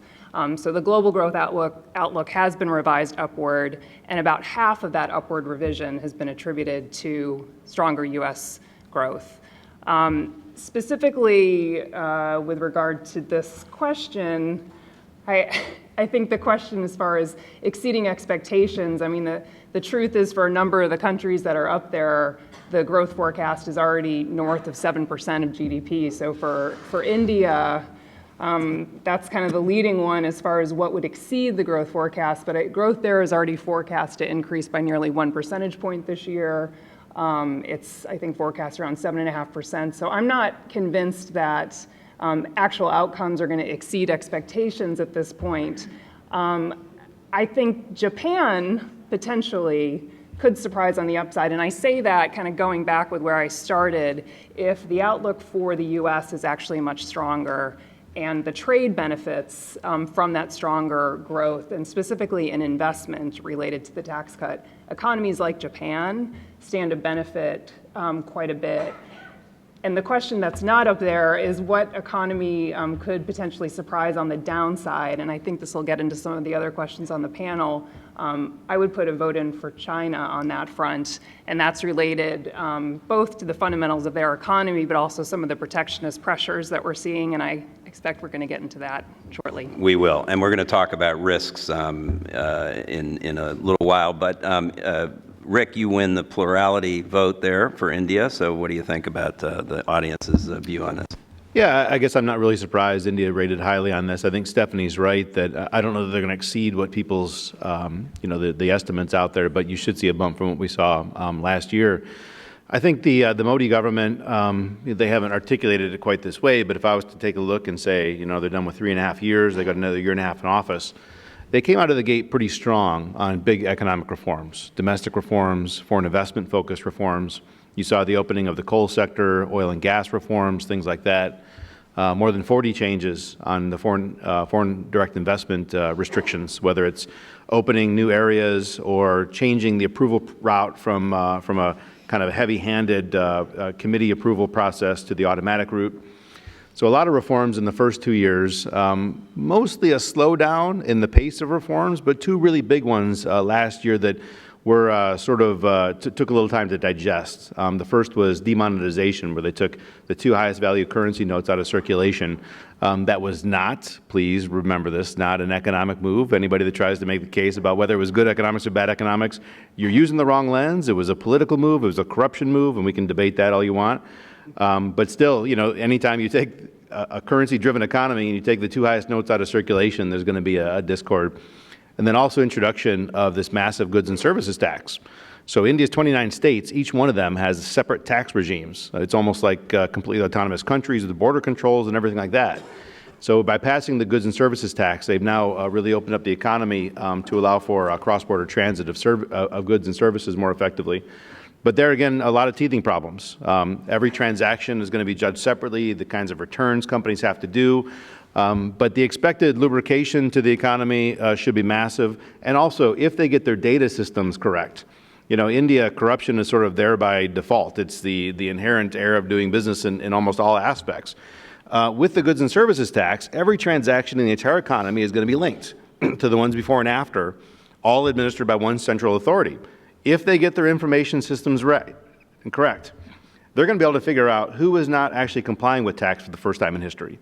So a bump on the ability to move and transit goods, but from government officials I talked to, they expect the bigger bump, if they get it right, is actually going to be in tax compliance, which could be huge. But you're seeing a lot of tweaks on the formula right now, because when you go from one system and you destroy the entire thing and move to a new one, getting that rate just right so you don't overtax or undertax has been a little bit tricky. So you see a little bit of a back and forth on that. So by and large, between the reform seeds they planted early on domestic reforms and foreign investment reforms, the fact they're digesting these two big ones they initiated last year, I'm not surprised at all that India rates pretty highly on this point. Great. I want to come back later when we talk about trade and there's some possible interesting shifts in Indian trade policy, and that would be newsworthy, I think, to most people in Washington if there were a shift in a reform direction on trade. Scott, you want to rebut on China being the laggard here? Not at all. I actually want to agree. If this were last year and we had this question, then the answer would have been China. And in fact, China grew at 6.9% last year, if you believe the official data. And that's far exceeding expectations. So last year, they outperformed what expectations were. This year, I think Chinese growth will still be strong, but I don't think it's going to be above expectations. Chinese policy this year is focused on addressing a bunch of risks, financial risks, addressing pollution, dealing with problems in the countryside. So I don't think we're going to see a big stimulus package that's going to be above what people should expect. But I would say in terms of where China fits in with the region, China's 15% of global GDP. It contributes about 30% to global GDP growth, including for the region. So I think it's helping India and the others do better. I guess we'll come back to the downsides, and I do think we ought to talk about the risks because I think there's a little bit of irrational exuberance spreading with this disconnect between where markets are and the skies turning grayer because of the possibilities of growing trade conflict. Right, and we definitely will do that. Vietnam scored well. We don't have Amy up here, but she can maybe address this in the next panel, or the audience who voted for this can tell us why they think it's going to exceed. I suspect a lot of that has to do with, again, just the enthusiasm about Vietnam's growth generally, not that it's necessarily going to exceed, but that it's doing very well in the, 6, 7%, 8 even? Percent range, 7-ish is what I sort of recall. Obviously very dynamic, and TPP 11, which we're going to talk about, is probably a factor in that vote. Let me just say something about Japan and then ask Rick quickly on Bangladesh. On Japan, I agree that Japan Japan has been the country that's sort of surprised most on the upside, because I think everybody's sort of written off Japan as now in its third lost decade. But actually, Japan's doing surprisingly well, all things considered, with, remember, even 1% growth in Japan in real terms is not bad for a country whose population is in sort of catastrophic decline. And they seem to be able to, be generating that, and they're still getting a good bounce from their export sector. And so, Japan, I think, is actually one that could again surprise on the upside. Rick, we threw Bangladesh in there as a kind of a googly because anybody catch the cultural reference there? Because it's doing well. Can it do better than that? Well, it's great to see Bangladesh actually listed on the scorecard for one of these things. I think if the question had been, which of these are you most surprised as a country, Bangladesh might have won that one. It's the biggest country in the world that nobody really sort of pays attention to. Most years it does grow faster than India, faster than most countries in South Asia. They've made good investments in human capital areas, social investments. They got a vibrant manufacturing sector in some ways. I mean, they're actually second to China in ready-made garments, things like that. So they've made great investments in areas where India even sort of hopes they can move in that direction in a little bit more robust fashion. In the 20 years that I've been keeping an eye on Bangladesh too, you've had a couple of periods where it looked like Islamic extremism was rising to a level that could potentially destabilize, and they managed to come back from the brink on that. Taking on the Rohingya refugees and managing to some extent on keeping the camps in order there. So they're playing a good role for regional stability. They're growing faster, and it's 160 million people that nobody talks about. So it's great that it made it up there. And I think we all look at the growth numbers in that and are surprised every time that we see it. Just not many people actually bother to look at what the growth numbers are and the good aspects. Okay, great. Now we'll take the trade questions. We've got 2.5, 3 questions on trade, so we're going to sort of break this down. Will, if you could put up the first one. So which of the following regional trade agreements will have the most impact on the global trading system in 2018? TPP 11, the Regional Comprehensive Economic Partnership, NAFTA, possibly renegotiated NAFTA, or the EU-Japan FTA. Originally, we'd asked this question as which of these will be signed first in 2018, but there's been news on TPP 11 and EU-Japan being completed, so we slightly tweaked the question, but same basic point here. Remember to turn your things on, and okay, I think there's a pretty clear pattern here. Bill, you want to take this one on? Does question C suggest perhaps a no NAFTA? That can be part of the, if you want to interpret it that way, you can vote that way. And Bill will answer it, I'm sure. I think the voters have gotten it right. Of course, that's because I voted that way. But actually, we have the next question is going to get to the issue of NAFTA withdrawal, so specifically. So stay tuned. If you're thinking about impact on the trading system globally, I think the impact of TPP 11 will be the greatest because it's going to set up a framework not only of enhanced market access amongst the 11. It's going to set up, I think, an relatively advanced framework of additional rules and standards, which I think are less than TPP 12 because they took a handful of things off the table, more or less, mostly in the IP area. But for the most part, this is a real 21st century plurilateral agreement with higher standards and rules and focusing on the things that really make up the 21st century trading complex. As tariffs get lower, we focus on other things. And I think it will have a big impact. It'll particularly have a big impact in, I think, signaling to other countries that in Asia, well, in the Pacific region, that I think eventually will want to come in, I think including China down the road, not soon, that, here is, a more or less gold standard agreement. And here is a set of standards that if you're going to be in, you have to adhere to. That's good for trade. That's good for the trading system. I think it will be good for multilateral discipline and for the WTO. RCEP, of course, didn't get very many votes because I don't think anybody believes it's going to happen in 2018. We can argue about that, but it's I think, clearly lagging in terms of its ability to close. And even if it did close, it is widely viewed as a significantly less ambitious agreement than the other ones that are listed here.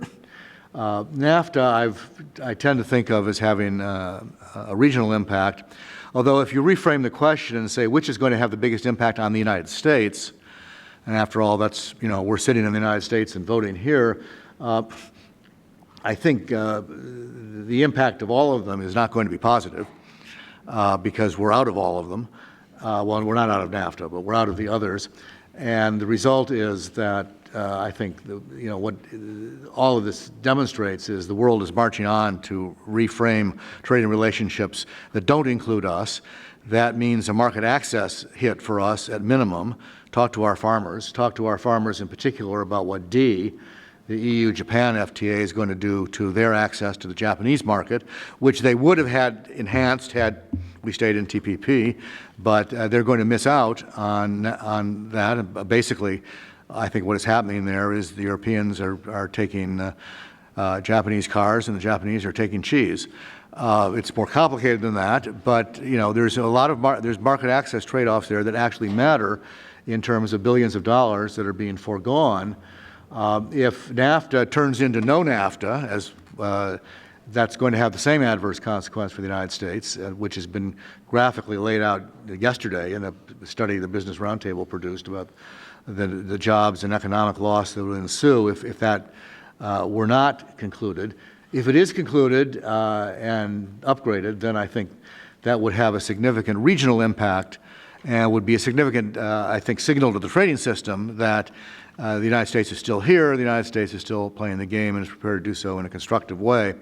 But we're not there yet, and we could have a good debate about whether we're actually going to get there, given the various statements that Ambassador Lighthizer and the President have made about both about terminating NAFTA and also about what they want to get out of it.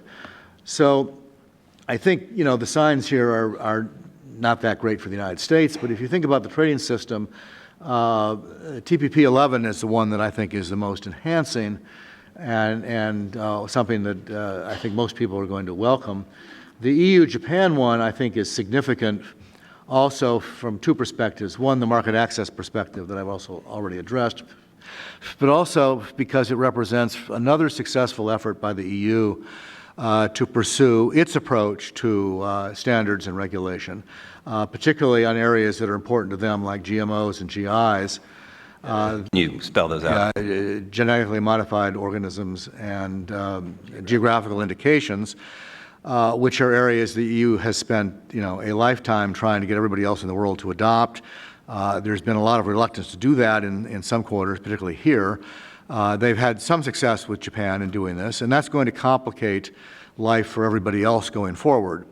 And so in a sense, I wouldn't say it's an enhancement of the multilateral system, but from the United States point of view, it poses kind of a new challenge, because it means you've got now two large developed units accepting much greater restrictions on their economy in terms of recognizing GIs and prohibiting potentially the use of GMOs, and that'll be significant for the trading system. Yeah, I was going to make that point, that I think that, in a way, although TPP 11 is obviously the one that has the most obvious resonance here in the U.S., I actually think the EU-Japan deal is the one that has the most implications for the United States in the sense that these two huge areas have just agreed on, that Parmesan is something that Wisconsin cheesemakers from now on are going to have to call, cheese-like stuff that kind of looks like Parmesan, because they're not going to be able to call it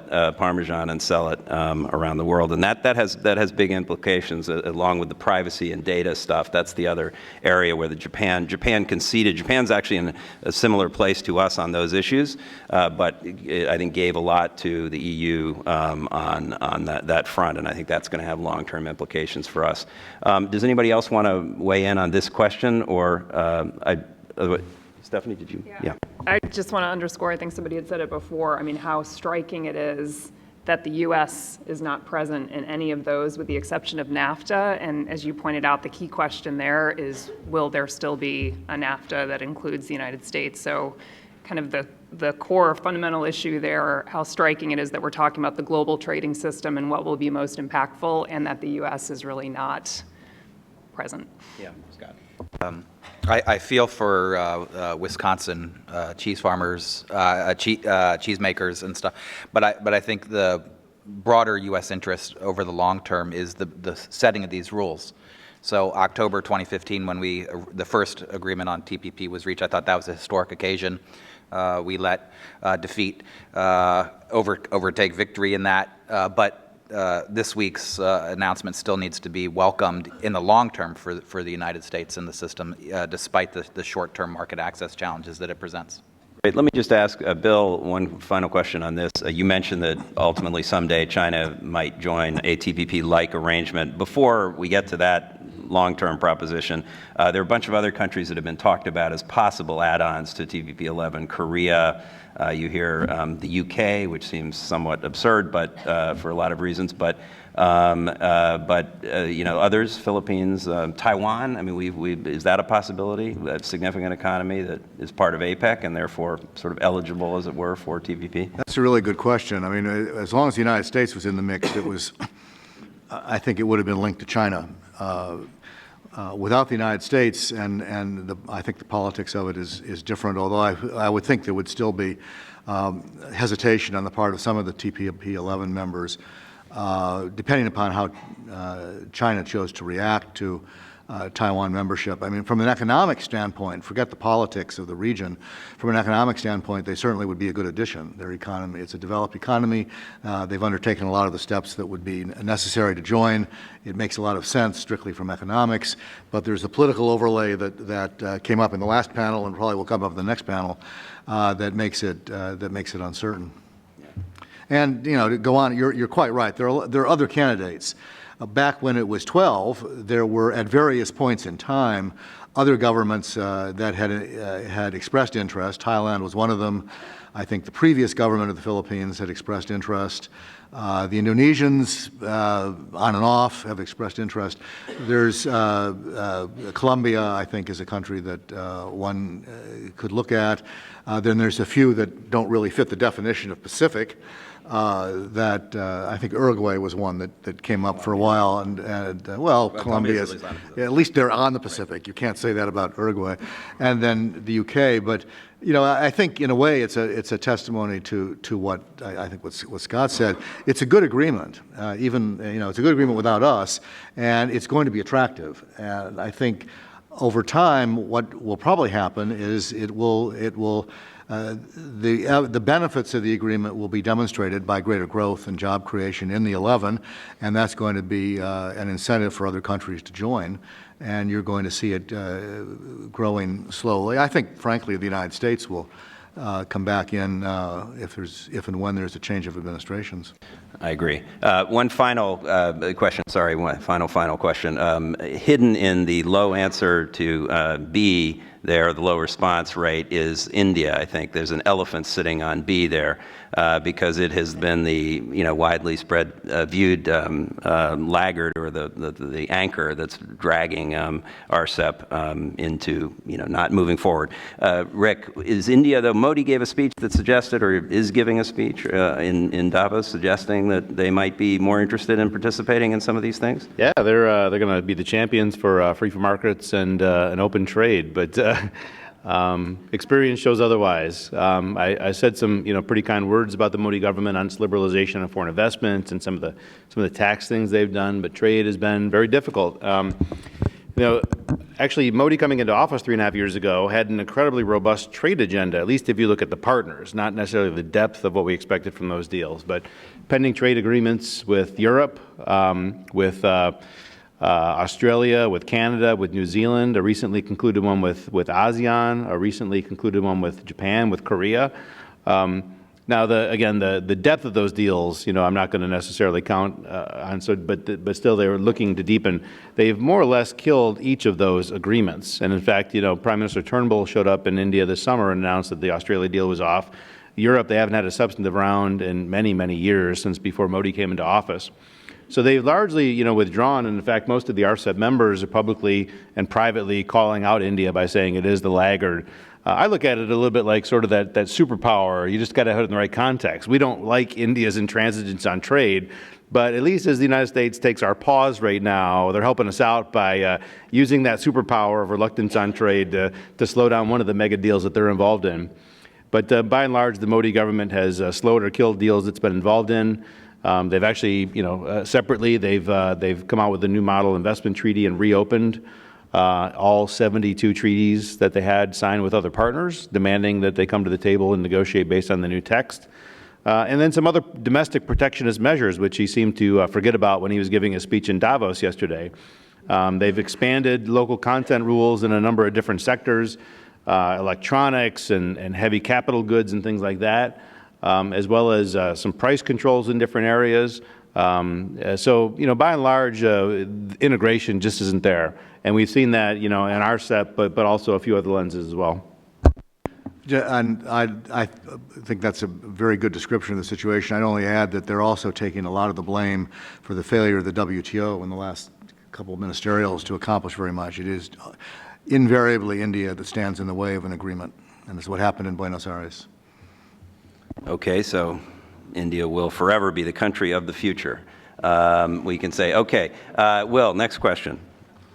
This one attacks to the administration, the Trump administration's stated preference for bilateral agreements. So will we see a couple of them launched, one, none, or will we withdraw from more than we launch? Don't forget to turn on. Turn on. All right. I see there's one optimist and two optimists in the crowd. There we go. Give it another 5 seconds. Okay. All right, Bill, you want to take this on? Well, I think this is a realistic assessment, although those of you that follow this stuff know that Gary Cohn said yesterday in a press briefing that he did that there are other bilateral negotiations that are underway, and then he declined to name them. And said that was up to Ambassador Lighthizer to decide if and when he wanted to name them. And, there may be, but there's no visible evidence that there are. I've not seen anything about our trade officials going anywhere to have meetings, and I haven't read anything about people coming here to have trade negotiation meetings. I think if one wanted to give them some benefit of the doubt, they have said so many times that they prefer a bilateral approach, and they intend to promote bilaterals. And they have been dinged so many times for not having a viable Asia or Asia-Pacific strategy in the wake of getting out of TPP that I think at some point they may very well conclude we have to deliver something. We need to have a strategy. We've announced our strategy as bilaterals. If we don't actually try to implement our strategy, we look like idiots. So I think eventually you'll see the attempt, but there's no visible sign of that right now. And frankly, I'm hard-pressed to think of an obvious candidate. I mean, there's probably numerous small economies, although, I think Trump has been critical in the past of negotiating with smaller economies. But, you could, the Philippines, I suppose you could think about. Thailand, maybe. Authoritarian governments are probably in these days with the White House, so you could, think about that a little bit.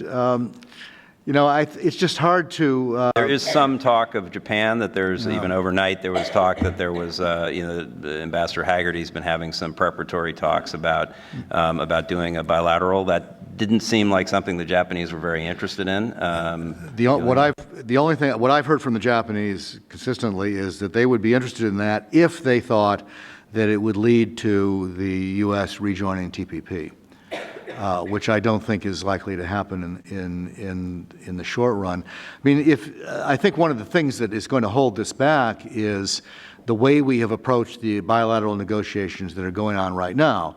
If you look at the way we've approached Korea, if you look at the way we've approached Canada and Mexico, I think there's a lot of governments saying, why do we want to put ourselves through that? These people are being bullied, and these people are being told basically the United States has nothing more to give. We want concessions to us in return for all the things we've given you over the years.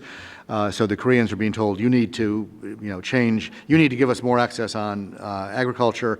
You need to fix the car problem. You need to do this and that, and we're not going to do anything. And the framework of our NAFTA proposals has been pretty much the same. I think other countries looking at that scenario are going to say, why should we do that? Why should we enter into a framework in which we are expected to make concessions and get nothing in return? So they haven't, their approach so far has not done anything to encourage other countries to engage in this kind of activity. That said, they'll probably make the effort. I'm skeptical as to whether they'll get very far with it. Do you want to make the case for the 13 people who voted for withdrawal? Who are they thinking of? Who's most likely to be the next target? victim? Yeah, next victim. You know, that's a good. We should ask them. It's hard to, unless you're figuring out.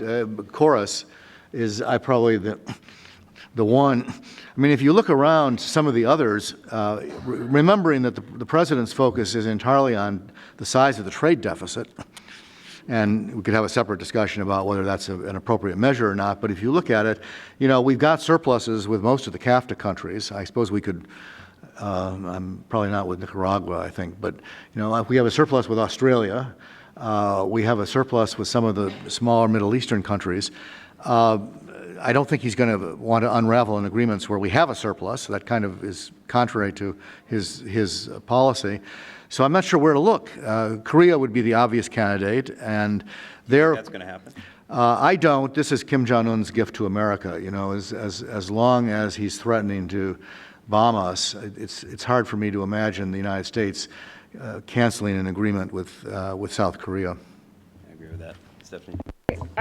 I do. I actually cast my vote for B there, and I do wonder about linking back to the first panel, kind of the strategic reasons why economics and trading relations are so critical, and in particular Zach's comment about the Philippines and the role that they play. So they have a strategic importance there that I think helps to make the case.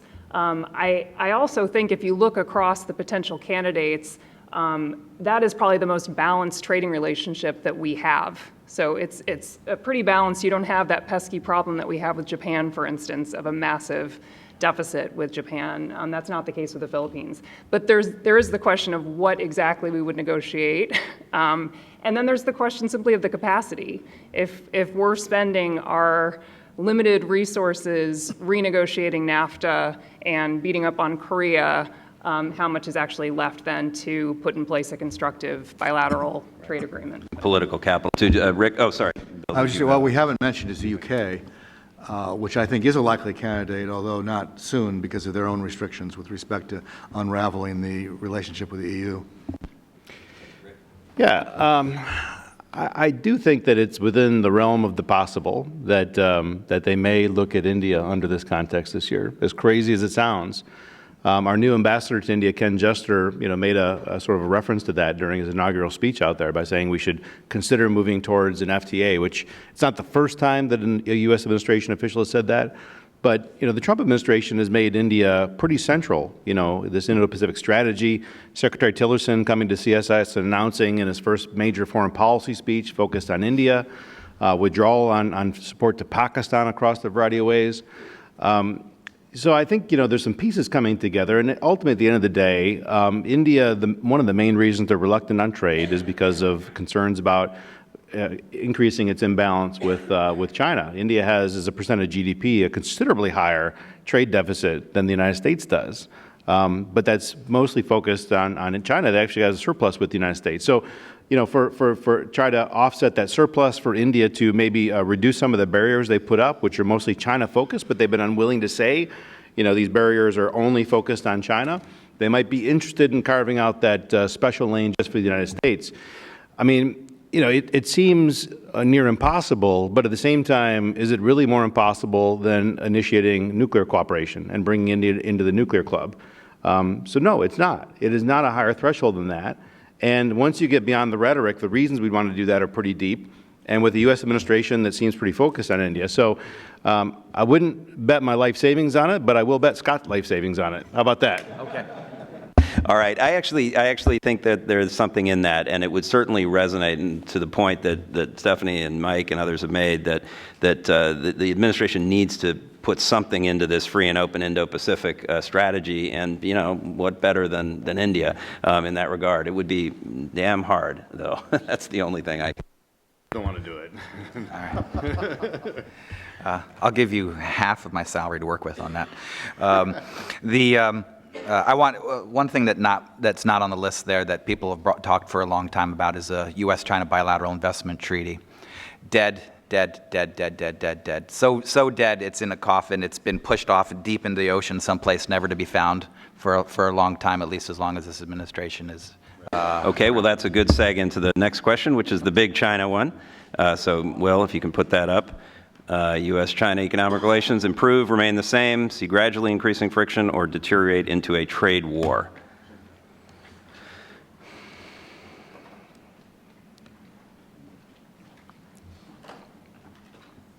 It's a battle of the pessimists versus the real pessimists. Right. Okay, so let's work backwards, actually, Scott, from what is a trade war? What would a trade war look like?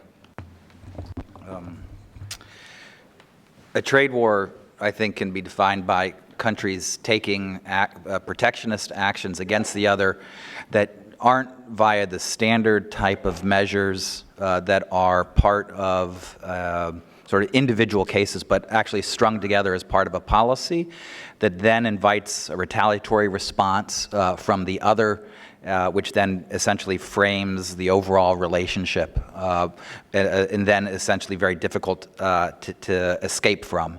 That, to me, would constitute a trade war. But what I assume you voted for C, or maybe I shouldn't assume, but do you think that that is, in fact, the most likely? Is the audience right there?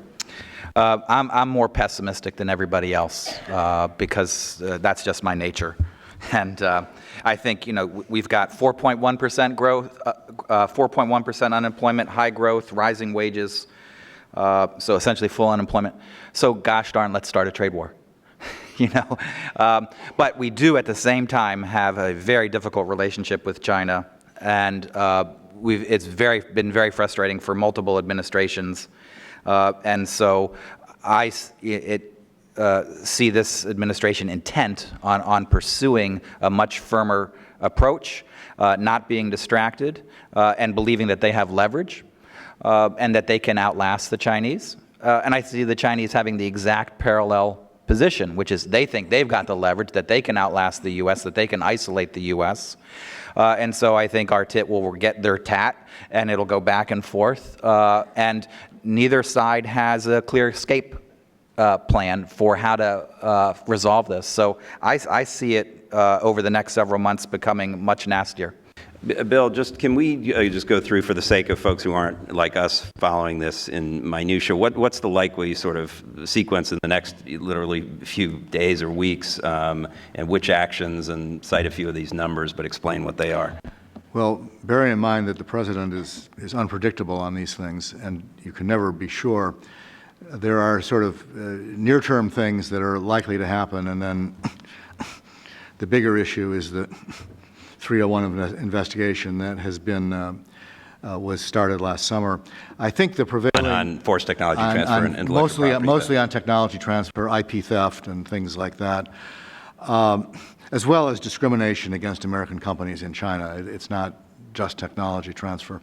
I think the prevailing consensus amongst people that follow this thing is that in the short run, there will be actions on some of these cases that have landed on his desk. You saw the solar panels and the washing machines already. Next in line are the 232 investigations. Technically, he's got 90 days from last week, roughly, to make a decision, but the papers are on his desk, and the rumors are that these are decisions that may be rolled out.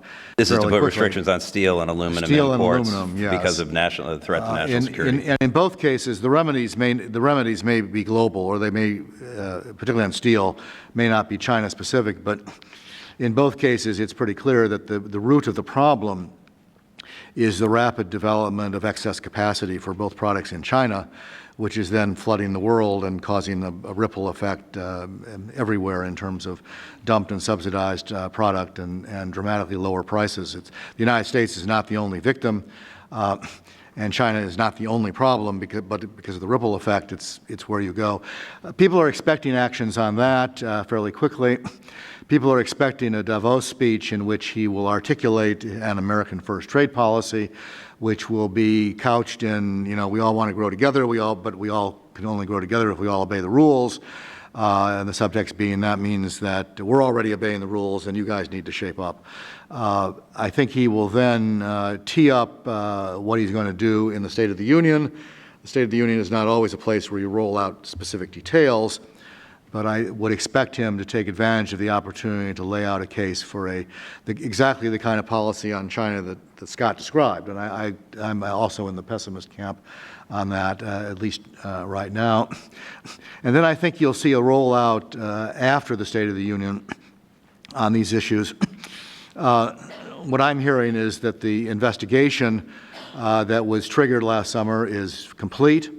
They are, in addition to trying to, the investigation meaning to determine whether or not the things that were alleged have occurred. They are trying, in addition, to calculate the damage to the economy that has ensued because of those actions by the Chinese. And I think the President has indicated that's going to be a very big number. And of course, if you think about it, if you go back far enough, enough years back, of course it'll be a big number. If you try to assess the damage, if you buy the analytical model, if you assess damage over 15 years rather than over 2 years, of course you're going to get a big number. And it's probably going to be more than $1 trillion. And then the question will be, what's he going to do about it? And I think the expectations are to look for actions in 5 areas, 4 or 5, I can't remember. Investment restrictions, tariffs. The President likes tariffs. How you justify those is uncertain.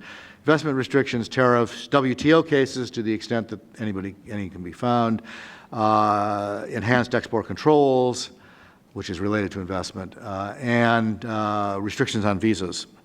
Not tourist visas, but visas for engineers, scientists, people that are coming here that I think some people in the administration are sort of assuming are all going to be spies one way or another. The unknown at this point is how far he'll go. As you might imagine, in actually any administration, not just this one, there's a range of options on the table, ranging from the extreme to the modest.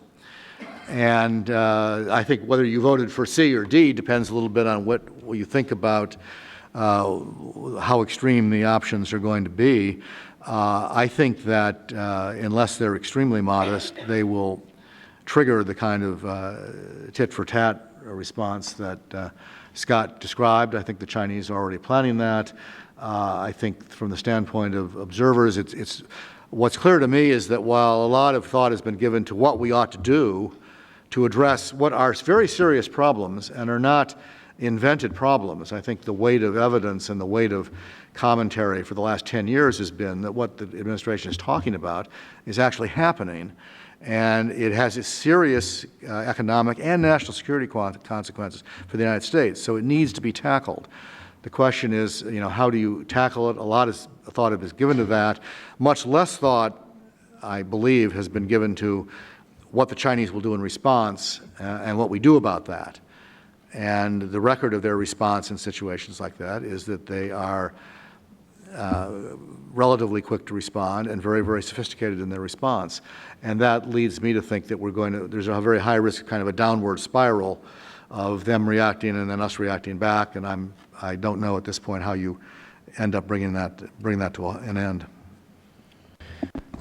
Okay. Well, if I wasn't, I'm now in the pessimistic camp as well. No, I seriously, I think that all of that is right, and I think there's reason this time. There's been a lot of crying of wolf on this set of issues for the last year, but I think the storm is coming. The thunder is now indicating, I think, a real storm coming. So the question is, how do we get out of it? In my view, at this point, and how's China going to react? Because I was in China last week, and I sense they know it's coming, but they sort of still haven't fully internalized how serious it is. And so I think they're going to react maybe a little more impulsively than maybe they should. They should be thinking about this a little more deeply, in my view. But Scott, you might want to touch on that. And well, go ahead, and then I want to put the last question and then give the audience a chance. I guess just one point on the American side and one on the Chinese side. I think on the American side, most of us have been watching for debates between the different camps in the administration. And I think that's less and less significant. I think now the question of how it'll be rolled out, as Bill was trying to explain, depends mostly on the technical side of actually how to do these things. Each of them are very complicated, and so and they're figuring that out. So this might go slower than some expect, but I think that's mostly a technical rather than a political issue. The big constraint on our side is the Dow. Right now, things look good. It doesn't look like a trade war would generate a spiral effect on our economy, and so we've got a lot of economic room to do so. But if a lot of bad news comes together, then that would put real constraints. On the Chinese side, at Davos, they're not sending Xi Jinping. They're sending his chief economic advisor, Liu He, who, based on, if you believe Bloomberg, he's going to make a major speech promising a whole list of reforms. I think the administration is going to pay zero attention to that because they've heard lots of speeches and promises before, and they want to see real action, and you can't do that when you're in a small village in Switzerland.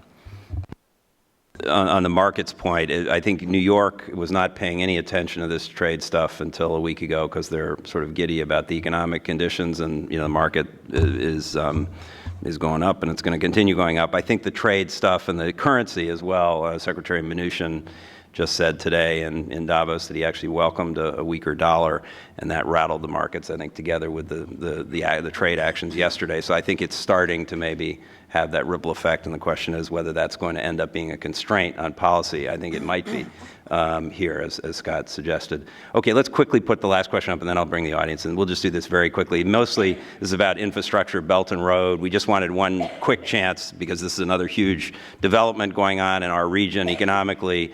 Who's going to make sort of the most headway here? Sort of a general question just to start conversation. And actually, let me do this first let me advertise Reconnecting Asia. I always feel the need to do that. Please go to reconnectingasia.csas.org to see some of our work at CSIS on this topic of infrastructure investment in the Asia Pacific. Rick, let me start with you, actually, with India and how they score low there, but actually India's got some ambitions here in this space, and they certainly want to do things that China isn't doing, or the opposite of what China is doing. Yeah, there's kind of three different lenses I look at that. One is India, of course, desperately needs and desires inbound investment for infrastructure. And they do actually play around with China, for instance, with the new development bank at BRICS, the Asia Infrastructure Investment Bank. So they do partner with China, in some context, but generally, India really needs inbound to happen in a big way. Second is they're trying to support initiatives to connect South Asia a bit. This does not really extend to Southeast Asia up through Central Asia. You can read nice things in flowery language about how they want to connect, but getting better integration from the countries that are its immediate neighbors, where they felt that Beijing had started to develop stronger rapport. So it is Nepal, it is Sri Lanka, it's Bangladesh. Again, getting back to little Bangladesh that everybody forgets about, I challenge anybody in this room to figure out two large countries on this planet that have done more to kind of connect ties and build bridges than India and Bangladesh have. Maritime shipping, India lost an UNCLOS decision and said, great, yours, you get it. We don't always hear that in UNCLOS decisions these days. There's so many areas in India and Bangladesh have been really kind of building. So the second area for India is local connectivity. But the third is, India was really the first major country to come out and oppose Belt and Road. At a time that the United States would not do so publicly, but as soon as the doors would close, we'd be hand-wringing, what are the real intentions? They're trying to do all this horrible stuff, and we're losing. India stood up and said, this is wrong, this is a debt trap, and although India had a very direct reason for doing so, the China-Pakistan economic corridor not only contributes to India's, biggest strategic threat, but also runs through Pakistan-occupied Kashmir. So India had some pretty valid reasons in its own view on opposing. But they were the one large country to come out and actually oppose Belt and Road, avoided the summit, and now you see the United States language on Belt and Road actually starting to echo what India had been saying. So there's kind of three lenses that India looks at. They partner when it makes sense, and they want inbound investment. They're trying to connect their immediate neighbors to try to blunt Beijing's influence. And then third is actually opposing directly Belt and Road, one of the first countries to really come out and do that. I do want to get the audience in here, so I'm going to unfortunately have to cut off this conversation, other than to say I think the U.S. Work on infrastructure and in the context of the free and open Asia Pacific is something to watch in 2018, because the President did lay out an interest in alternative financing mechanisms to what China is doing in the Belt and Road, which sort of means OPIC, beefing up the Overseas Private Investment Corporation financing, and working in the World Bank and the Asian Development Bank on quality infrastructure. And I think that term, quality infrastructure, is going to loom large in this year, and the devil's in the detail. We'll see where the administration takes that, but I think it's an important topic. All right, I'm sorry to cut folks off because this is an interesting topic area, but we'll be doing other events. If you have a question, I'm going to, again, harvest quickly 3 or 4, and then we'll let the panelists go down the line. Yes, sir, right here.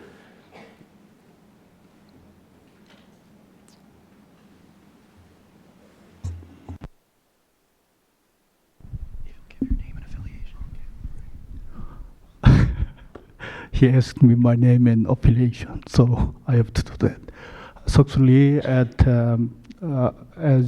I am a visiting scholar at U.S. Korea Institute of Johns Hopkins SAIS, I'm asking about trade relationship between current United States and ROK. And you already mentioned, panelists mentioned about the relationship between strategic regions and trade relationship in South Korea and U.S. relations.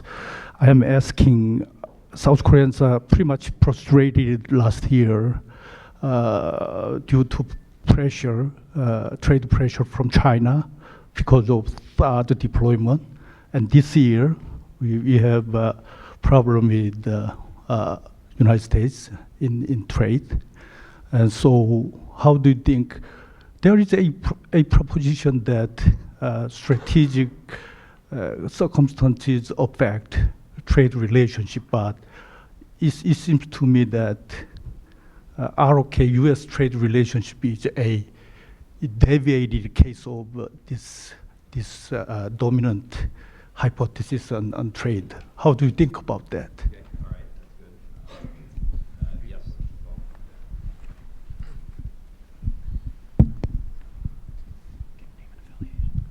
Paul Hare, George Washington University. Scott, I think you said that both China and the United States believe that they have the greater leverage and staying power with the prospects of a trade war. I wonder if you and other members of the panel would be willing to make a call on which side you think is right.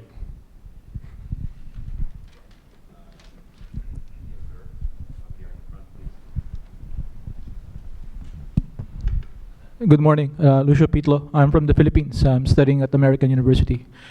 Even with the late entry of China in the infrastructure space in South and Southeast Asia, the demand, huge demand for infrastructure financing is still very, very huge. So I'm wondering, Trump is like a real estate and property development guy, and he prides himself as like the king of deals, like the deal maker. So how will this fit into American efforts to actively participate in this booming infrastructure space in Southeast Asia, South Asia? Will we be seeing more? Is there like a vision to bring in American financing and construction expertise standards into Southeast Asia? Thank you. Personally, since I was chatting with Bill, I missed Paul's actual question, but if somebody back down there can start down the line, Rick, and repeat the question. The first one was about the ROK and U.S. and strategic, the relationship between strategic and trade issues, and the last one about infrastructure. Yeah, I mean, of those, I think really just the last one is probably the one that's most relevant for me in the South Asia space. India certainly wants to see, and the rest of South Asia would like to see the United States, play a bigger role, or at least for somebody else to come in apart from Japan and offer, major infrastructure development dollars. The U.S., I think the one most viable path forward on paper is to bring the U.S. private sector to bear. Coming from the life insurance industry where I spent a number of years, you look at pension firms, life insurance firms, that's the biggest pool of capital that could potentially be deployed. But, that capital is really risk averse. And so the idea about payment streams and security, plays extremely high.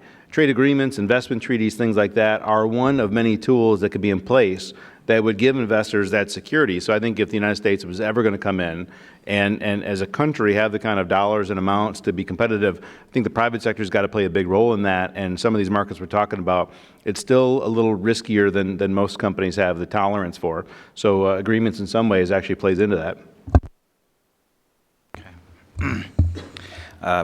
Who's going to raise the white flag first? I think that's essentially the question. There's always, the view that that Xi Jinping is super strong, that put into a corner, the Chinese need to be given a graceful way out, and without that, they're likely to stay firm. I would think that it's possible, if the administration really ramps up the pressure, that the Chinese will want to make a deal.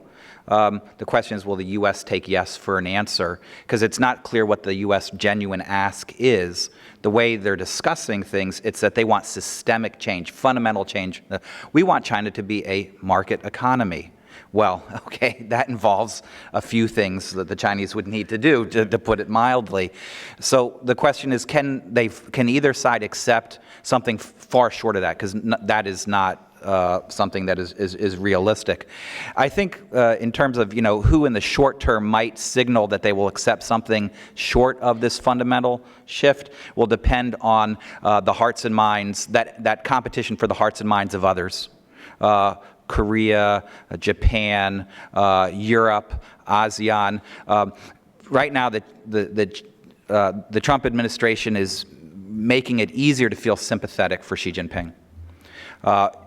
If that trend continues, then that gives China the advantage. If somehow, through the speech at Davos, through other actions, the administration can really paint and persuade others that it's China that is the problem, not the United States, then I think that puts China on the defensive and will need to come forth with something more serious. I'll answer your question first. I think your question was related to how to think about trade, whether it's in the U.S.-Korea relationship or just more generally. And I think there is an issue that we do have the United States has large deficits with certain countries, but I feel like the economic community is pretty much in agreement that looking at bilateral balances is really not the right way to think about trade. Looking at the overall current account surplus and deficits are the right way to think about trade. And it is true, if you're looking at Korea, Japan, there are large imbalances that those economies have. And similar to the United States, I think the root causes of those imbalances are things that are structural and require much longer-term solutions. And in reforming or seeking out goals, I think one should look at it from that more kind of holistic overall balances and think about the underlying structural reforms that would be needed to address. And then just on the U.S.-China one, I agree with what Scott said. I think as far as where the leverage is right now, I think there is general agreement that China has been not necessarily a fair actor in trading relationships. So I don't think that's in question. I think the question is, what is the approach?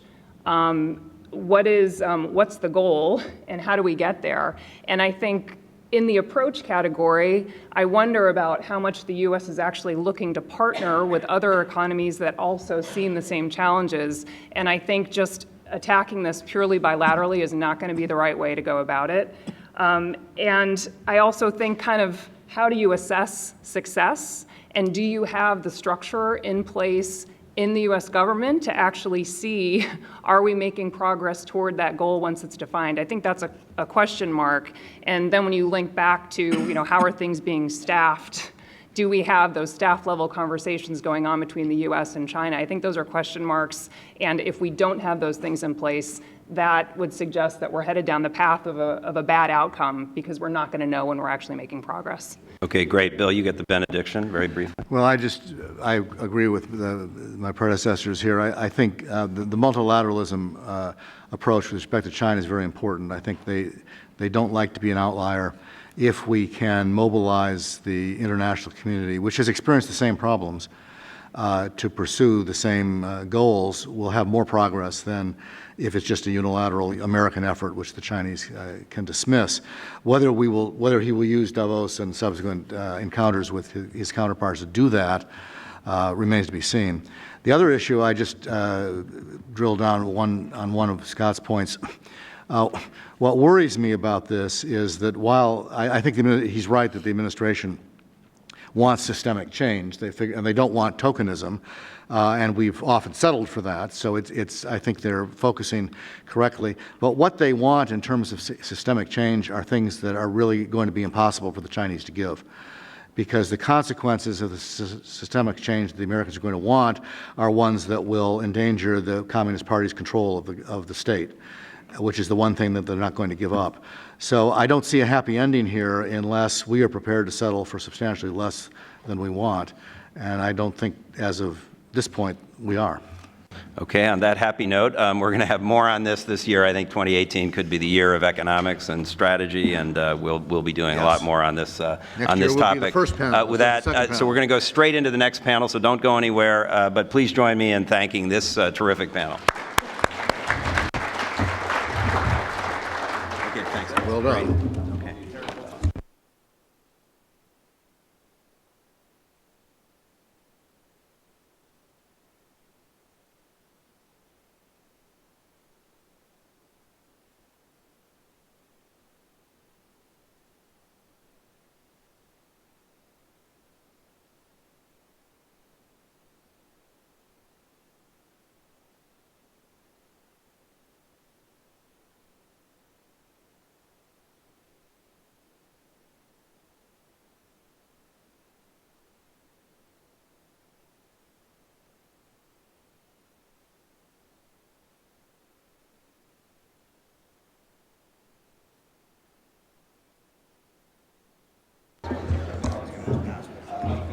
Ladies and gentlemen, we might get underway because we're running a little behind. So if I could ask everyone to resume their seats, please.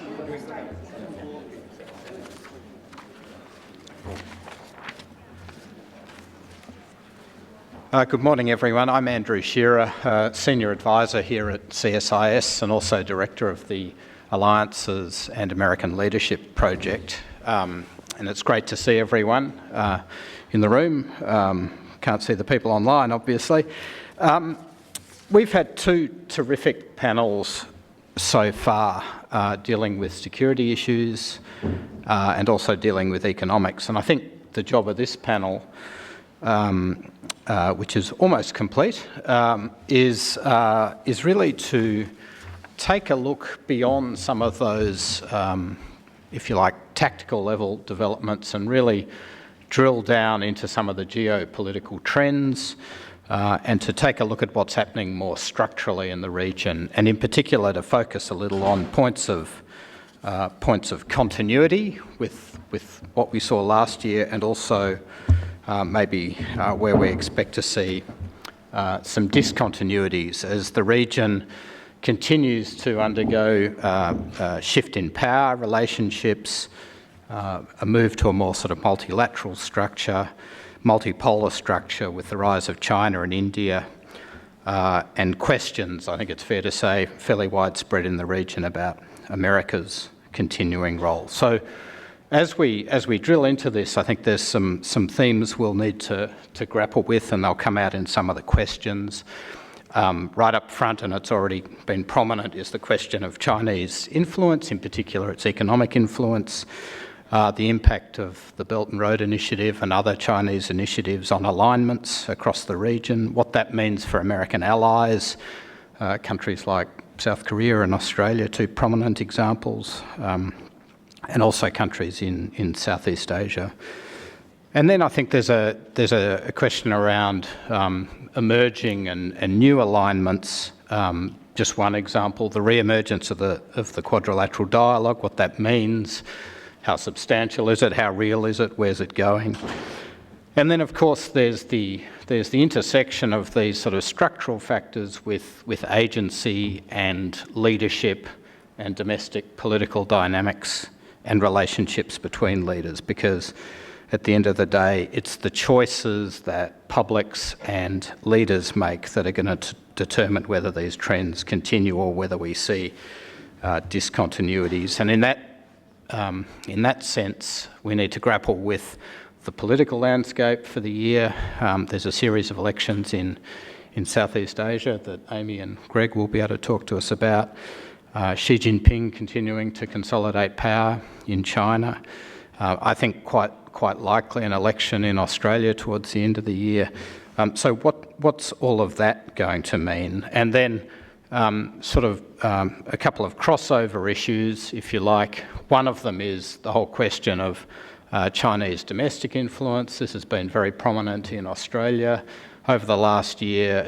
It's increasingly prominent here in the United States and in Europe and, of course, across the region. So how that's going to play into things. And then finally, these tensions over trade and their relationship with domestic politics and nationalism and, if you like, populism. So those are the set of issues that I think we need to sort of come to grips with. We've got a great panel to do that this morning. We've got Chris Johnson, who's a Senior Advisor and the Freeman Chair in China Studies here at CSIS. Greg Poling, Director of AMTI and a Fellow in the Southeast Asia Program. Amy Seawright, Senior Advisor and Director of that program. And pinch hitting, not a bad pinch hitter, Mike Green, Vice President for Asia and also Japan Chair. So we'll kick it off with the first question, please, Will.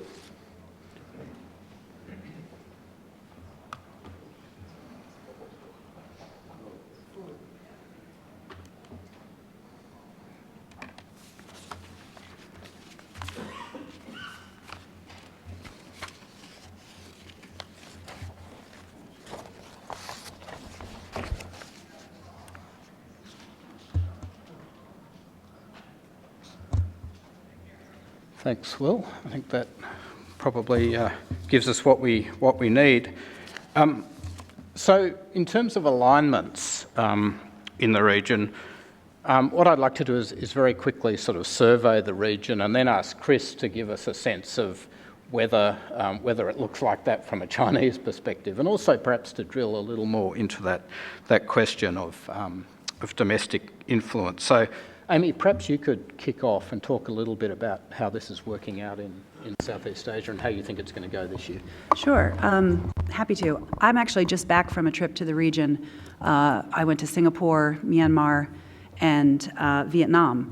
And so I have more reinforced impressions from the region that, you know, as a general statement, I think Southeast Asia has been drifting closer to China.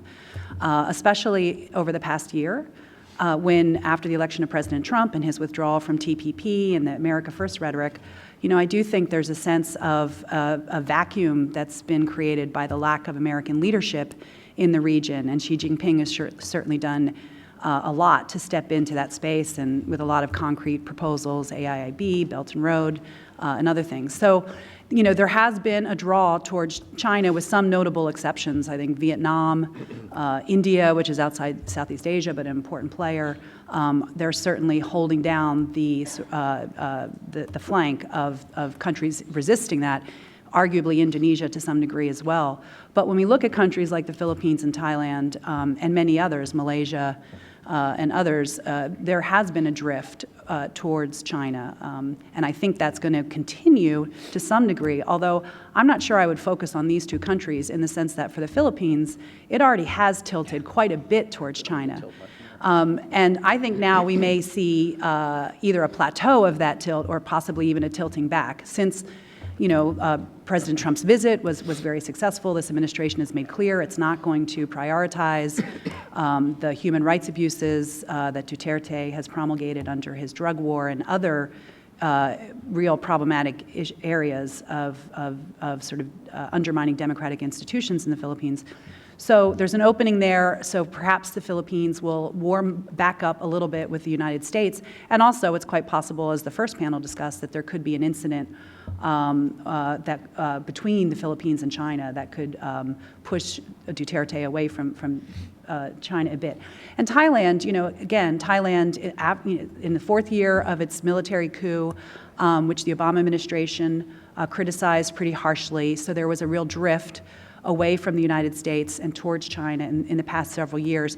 I think Thailand now is still very inwardly focused, so I don't think it's going to be looking to tilt further towards China. And in fact, once again, with the Trump administration, the door is now open to reaffirm ties with the United States And so I think Thailand's going to try to maintain its strategic autonomy while maintaining close friendships with, the United States and China and other important players. But as a long-term proposition, there's no question that the Thais themselves do see China's rise as inevitable, and they do want to position themselves in the long run to be ready to take advantage of that.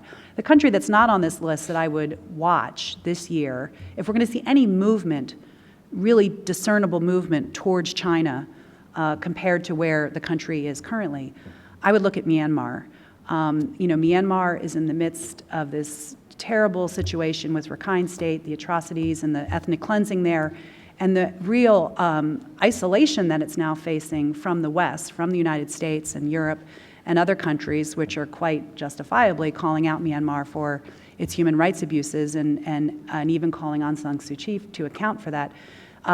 There's a real sense of denial in Myanmar about what transpired, and nationalism, and rallying around Aung San Suu Kyi and the military, and willing to take sort of isolationist pressure for the good of the country. So it's a very worrisome trend, and China is right there offering a lot of engagement, infrastructure development and other things. And so I think there's a real temptation that Myanmar people are actively considering whether China now is their best option if the West, in their view, is turning their back on Myanmar. When Myanmar came out of isolation a few years ago, it was really a return to not only countries in the region, its ASEAN partners, but really opening up to the West, and the United States in particular. And part of that was also turning away from some Chinese investment and activities. But I think we're now we may well see a drift back that will be noticeable. Thanks, Amy. Mike, two of these I think are particularly interesting for slightly different reasons. South Korea and Australia. South Korea is interesting, I think, because it's pretty high. I think it's the highest, narrowly. And Australia is interesting to me because it's so low. Perhaps the embassy can report that the Australian foreign policy white paper's done the trick and Washington's reassured. But what should we make of those two findings in particular? Thank you. I'll touch on those, but also since I'm pinch hitting for Nick Sancheni, who's our senior fellow in Japan, let me also say something on Japan to start, because it depends on what the meaning of tilt further towards China means. I mean, I would argue in the longer term, the country of greatest concern would be Thailand as a continental power, and given some of the difficulties in spite of the short-term improvements that Amy mentioned. But in 2018, the country most likely to have the most pronounced tilt towards China, ironically, is Japan. Because it's the 40th anniversary of the 1978 Treaty of Friendship, which began economic ties. Diplomatic ties were 72, but economic ties, strategic cooperation against the Soviets all began in 78. Abe is making a big deal of that. Abe, against the advice of his foreign ministry, has said he will join the Belt and Road Initiative, which Japan doesn't feel that differently from India about, but decided to get on board with that. Public opinion polls in Japan about China, which are generally very bad, have gotten a bit better. This is not a strategic realignment. It's not something that Washington or Canberra should worry about in the least. In fact, it could be healthy. But it's a big priority for Abe, and you will probably see Japan host a Japan-Korea-China trilat, and then possibly by the end of the year, if not early next year, an Abe visit to China, and then possibly Xi Jinping coming to Japan late this year. That's a big deal, but it's not a fundamental realignment of geopolitics. The heart and soul of Japan's strategic view is the free and open Indo-Pacific. On Australia, I think the white paper was significant, both as an indicator to Washington and the region, but also because it was, unlike we were talking earlier about our national security strategies, the Australian white paper actually has a quite extensive consultation process with public comments and hearings. And so it's not just a bunch of guys in a room playing, Metternich. There is it's much more representative of the zeitgeist of the country. And I think that was significant, although that may be a little low, I don't know. South Korea is probably the most important. It's a mixed picture. I don't think South Korea is most likely to tilt towards China for a couple reasons. One is, if you break down public opinion polls in South Korea about the U.S. and China, it's not even close. And the way that China boycotted Lotte and cost Korea billions of dollars because of the deployment of American missile defense, THAAD, to South Korea, the general bullying of the South Koreans' treatment of Park Geun-hye, and even Moon Jae-in, the Korean public is not like perhaps some publics in Southeast Asia, has eyes wide open about China. And views of the U.S. are very, very positive. Interestingly, in polls in Korea, Japan, and Australia, people are able to disaggregate between Donald Trump and the United States. And then the defense relationship is very, very tight. But that said, the South Korean government's likely push for OPCON transfer, wartime OPCON transfer, I am certain will be viewed in Beijing as a sign of a weakening alliance. The Trump administration's alarm bells or signals about a bloody nose or some kind of military strike are driving some in the Blue House to look to China to prevent American military action. Support for a freeze for freeze or other agreements that China and Russia want, but the U.S. does not. So the dynamics on the peninsula right now, and then the fight over Chorus and so forth, create the danger that Beijing will think that Korea is in play and that this is right. Although fundamentally, I don't think it is, if you follow me. So that's destabilizing, the fact that China will perhaps view Korea as being in play, because that'll make everything harder for us with the Chinese. Right. Chris, is this how it looks from Beijing, do you think? Yeah, I think that's largely right. I guess one thing I would highlight just as a general point is implicit in the question, which is sort of how much are these countries actually tilting toward China and how much are they just disappointed with us? And I think that's a real fundamental issue that has to be looked at pretty carefully. And I think especially in Amy's neck of the woods, when there's no option, you gotta lean somewhere. So they're leaning in a direction of China. That doesn't necessarily mean they want to. I agree with Mike in general that the fundamentals of the relationship, the U.S.-South Korea relationship, are solid. I do think the Moon administration has pulled a couple of real failures in terms of especially the opportunity to come out and publicly deny China's claim about the 3 no's on that and tripartite alliance and further missile deployments. That now then makes China's statement about that effectively true. It looks as well like it was basically a setup between the Chinese and the South Koreans on how to manage that. That obviously causes huge problems here. I think it causes huge problems in the alliance. Historically, China really only moves on the North Korea issue when they think one of 2 things is happening. Either 1, they think we're going to do something unilaterally, or 2, they think there's such tight coordination in the alliance that we can move the table without them. They definitely don't think that latter situation is happening. So I think that's a real problem with South Korea.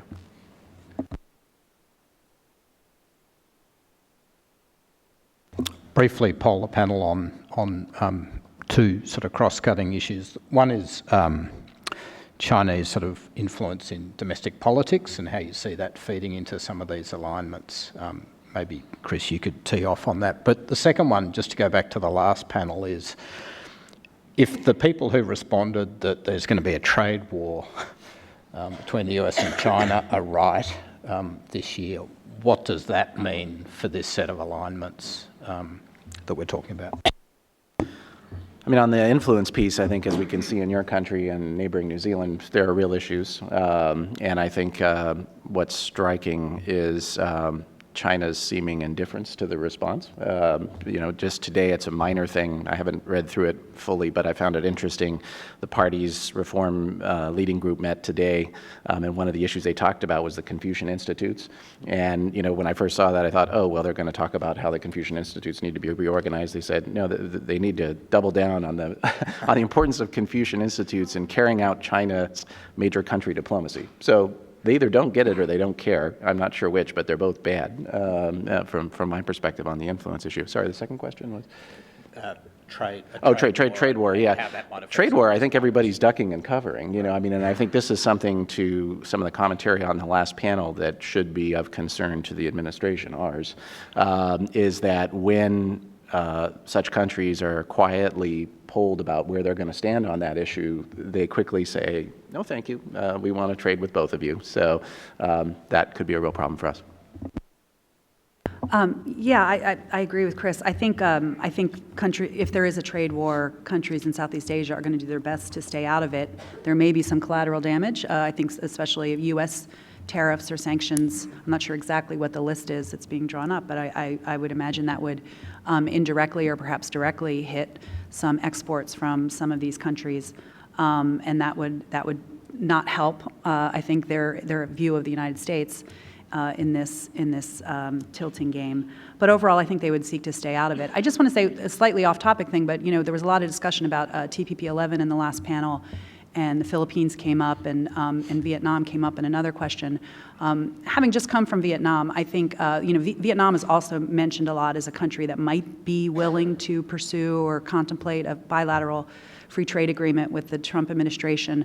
I came away very skeptical that there's any interest in Hanoi to do that, although the Vietnamese are smart enough and pragmatic enough to keep a very polite face on that question. But I think if you scratch just a little bit below the surface, you find not only the skepticism and disinterest in a bilateral FTA with the United States because of, as the previous panel talked about, what's the model for an FTA? When countries were signed up to negotiate TPP, they didn't know what exactly it would look like, but they had, the Korea-U.S. free trade agreement as a model that they knew they were striving for, and to get better than that.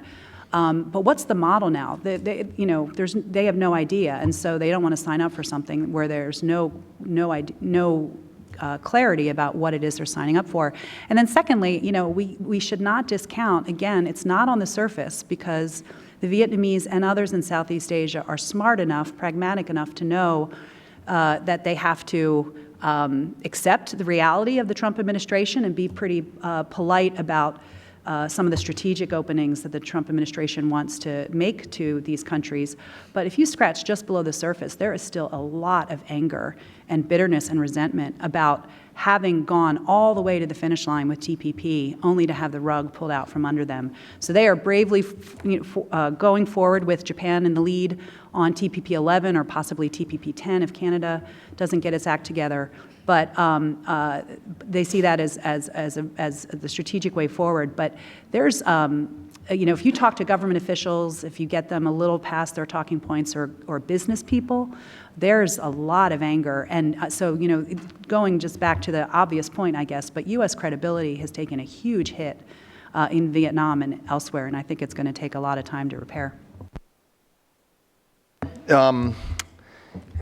So someone in the earlier panel made the important point that virtually no one in the region is interested in the president's proposal for a series of bilateral trade agreements because I think as Stephanie pointed out, the object is to reduce the bilateral trade deficit. That's not a very attractive starting proposition for engaging in a negotiation with the United States. So I don't think they'll get any traction anywhere on the bilateral trade agenda.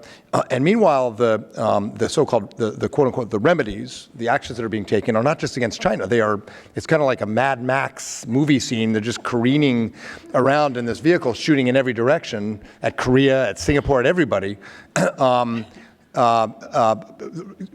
resisting, in many ways, sabotaging the WTO.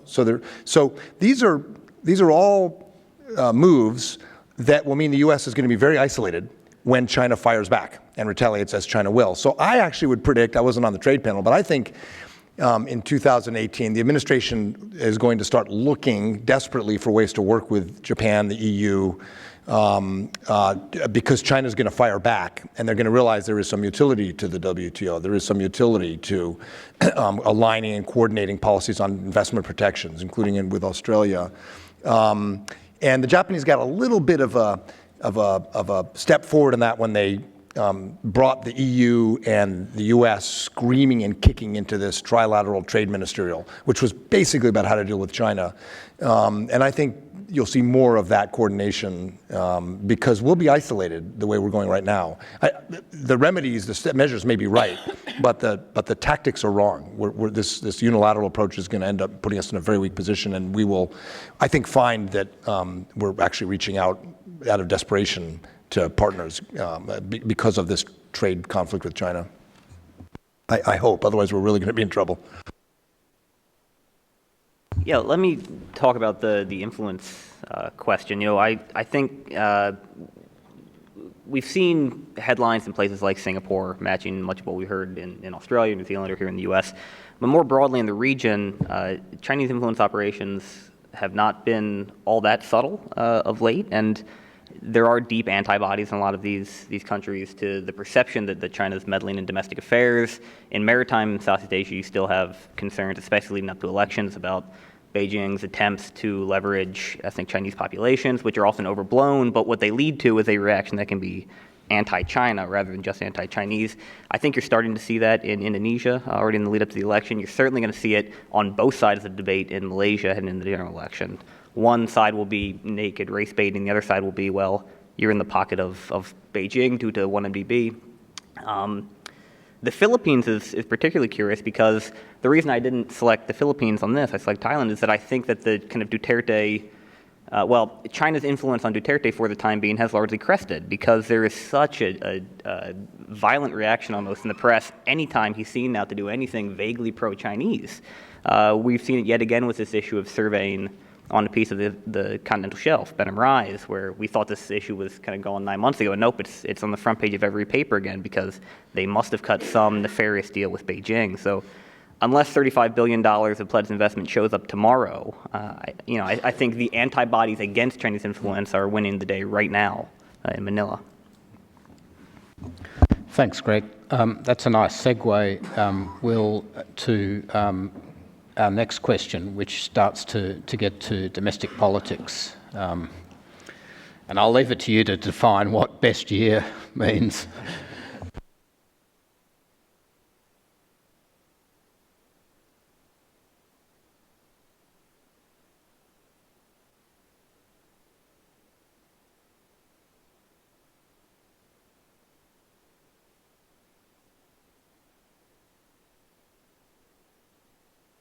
And just a reminder to turn your clicker back on.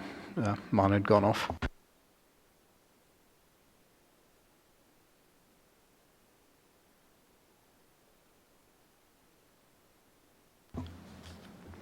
Thanks, Will. Amy, perhaps you could kick off this time. Sure, although President Jokowi only got one vote, which I agree with. I mean, I think, there's not, the presidential election, Jokowi is going to run for re-election, and that's not until 2019. So this year certainly is an important year in terms of shoring up his base. There are local elections in June 2018 that really cover all the key provinces and a lot of mayor elections and local elections that will give some indication, perhaps, if a number of candidates that are in coalitions in opposition to Jokowi, if they win these elections, then that might weaken Jokowi politically to some degree and hurt his reelection chances. But more likely, it won't have a big effect. I think what's going to have a bigger effect is the economy, which seems to be doing pretty well right now, a little bit over 5% growth, which is a slight uptick from the year before. So if the economy remains well, then Jokowi seems to be, on paper at least, on track to be in a good position to go into the elections in 2019. His popularity is really high, in the 60% range, where his main opponent, Prabowo Subianto, is down in the mid-20s or so. So again, on paper, he looks to be in really good shape, but it's important to point out that Prabowo's party is continuing to use the kind of divisive tactics that it used against the governor of Jakarta, Ahok, that really kind of, seeks to target divisions along race and religion and the communist past of Indonesia. So those tactics have proved very divisive. It's contributed to a real rise in Islamic extremism, and they proved effective in defeating Ahok in the governor's race, even though Ahok, like Jokowi, looked in the weeks leading up to the race to be quite popular and more popular than his opponents. So those dynamics are still at play and are of concern to Jokowi.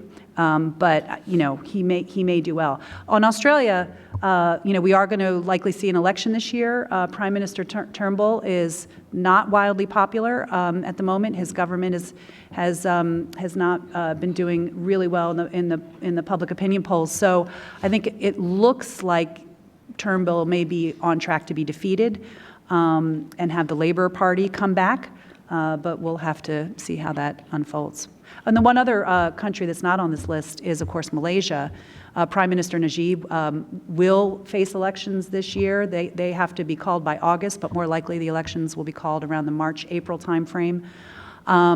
So Najib may be the one who actually will have the best year politically, because I think he is very likely to come out on top. He's in a very good position. He's managed to mute his opponents within his UNMO party. The opposition remains in disarray, even though they've recruited former Prime Minister Mahathir to run. There's still a lot of divisions and lack of sort of cohesion on the opposition side. So as of now, unless something really pops up with an international legal suit against him on the 1MDB corruption scandal, or something else dramatic like that, barring that, he looks on track to win the elections, probably comfortably, and then be in a good position to coast into 2019. Mike, Prime Minister Abe finished last year pretty strongly. He's the clear winner here. Chris might differ and say that Xi Jinping's going to further consolidate power this year, but do you think this is about right? And you follow Australia as well, so any thoughts on that? Yeah, I think so. I mean, I voted for Xi Jinping because he's the only one who doesn't have to face elections this year. So by definition, he's going to have a better political year, but Chris can put that in the right PRC context and see if it is a relatively good year for him. As Amy pointed out, Turnbull's probably the only guy on here who will be gone when we meet in January next year, or is most likely to be voted out. Abe is the strongest of the Democratic leaders, I would argue. As you said, he just in October won sustained a two-thirds majority in the lower house. He'll have a lot of elections this year. It'll be rough. There's an election at least once a month. There are some scandals involving his association with some bizarre right-wing elementary schools. The budget hearings in Japan are always, Pinataville. He'll get clobbered on that. But he has a pretty strong hand. The economy, I think, Matt, 6 quarters now of growth. Not great, but nobody in Japan thinks the opposition can get more growth. North Korea, frankly, helps him because he's a hawk. His relationship with Donald Trump helps him. He doesn't have a heavy lift politically in the diet. He's got to get labor reform, integrated resort casino entertainment law. His constitutional reform agenda is still not concrete, but it is likely to be fairly modest. And in my view, his proposals for changing the Constitution will be designed to ensure that the opposition can't come together. It'll be a wedge issue that'll keep the opposition party that broke apart before last October's election, will keep them from coming together.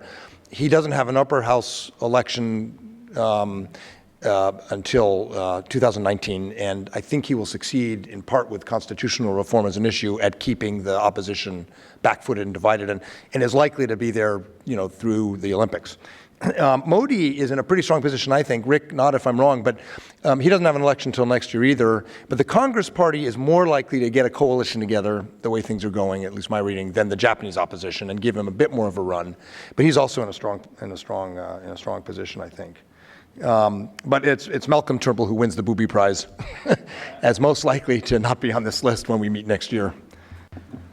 Chris, one person who will be on the list is President Xi. He's riding high after the Congress. Are there any, reasons to think that won't continue this year? No, I don't think there are reasons to think it won't continue. I guess my point is the one that you made, which is that both Xi and Abe had pretty good years last year. So it's a little hard for me to see, at least with Xi, how he'll do better this year. Not that he won't do better, it's just it's hard to do much better than he did at the tail end of last year. The key indicator obviously will be the upcoming government changes, which we'll see here in another couple of months. It has been interesting to see that unlike in the aftermath of previous party congresses where, you could kind of tell pretty quickly from the Politburo lineup who was going into which job in the government. There seems to have been rather less certainty this time, and it still seems to be up in the air. You don't see people making direct sort of predictions.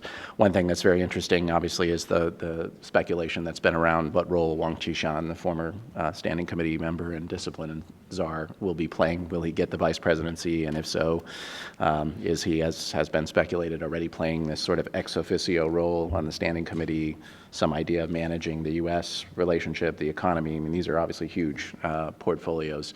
And then, as was mentioned in the trade panel, what role is Liu He, Xi Jinping's sort of chief economic advisor, going to play, and how much power does he really have to shape the reform direction? I think those are all important.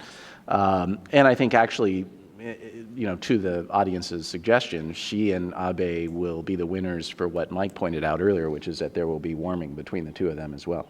And that's going to be interesting and difficult for us. And that's a perfect segue, because our next question takes a look at relationships between leaders, which of course matter. Structure, interest, power, all of that matters, but these relationships matter also. You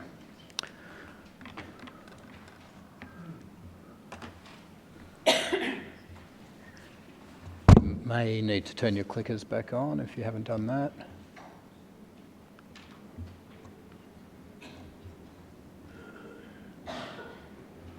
Thanks, Will. Greg, we might start with you. President Duterte and President Xi, the bromance of 2018? Yeah, so it may or may not surprise you, I didn't pick Duterte Xi. I picked Trump Abe because I think Abe's ability to influence Donald Trump is the envy of most folks here in Washington. Like I said earlier, I think for the time being, Beijing's influence upon the Duterte government has reached a plateau. It's not reversing by any means, but Duterte's efforts to separate from the U.S. and push closer toward Beijing, I think they've hit the bounds of what is acceptable in the political environment in Manila right now. And we've seen repeated pushback on things like concessions in the South China Sea on exploration and various investment deals. He wants to open up the telecom sector and make the Chinese the third telecom operator. We've seen vast criticism of that move. Just yesterday, there's what I would consider a ridiculous suggestion from the president's office to let China run anti-piracy patrols in the Sulu and Celebes Seas, which received immediate blowback. And he's, post-Marawi, which I think has put the U.S. alliance back on stable footing, he has grudgingly admitted that the AFP, the Armed Forces of the Philippines, are pro-American, and so is most of his cabinet. And so unlike in some other relationships in Asia, Duterte is constrained by the fact that he's not King Duterte, he's President Duterte, and there's only so far he can go so quickly.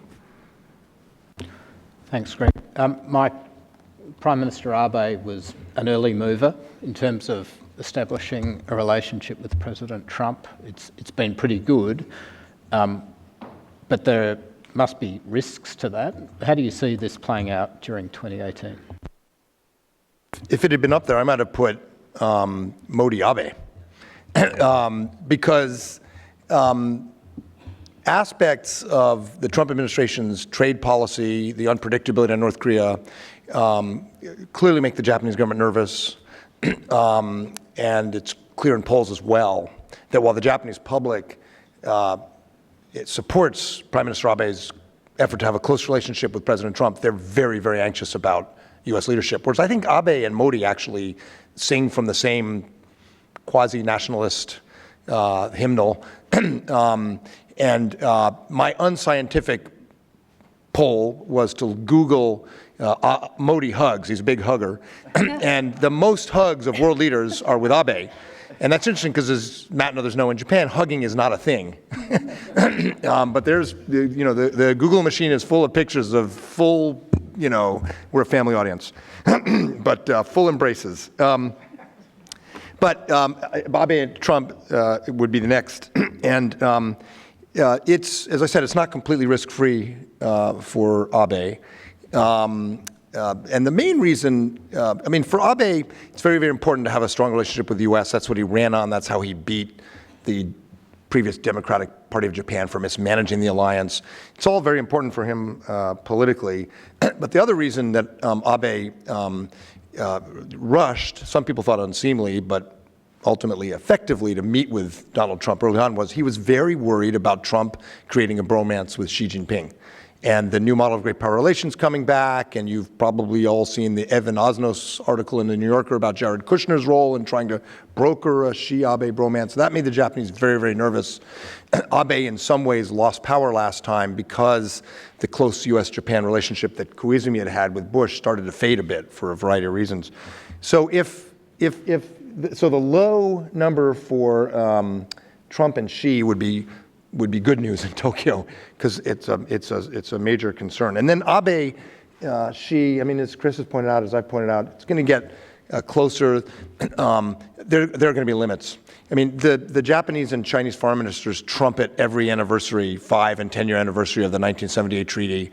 And at the beginning of the year, there are all of these promises. This is the year that we get back on track. And by the end of the year, they're not back on track. And there's so many structural issues.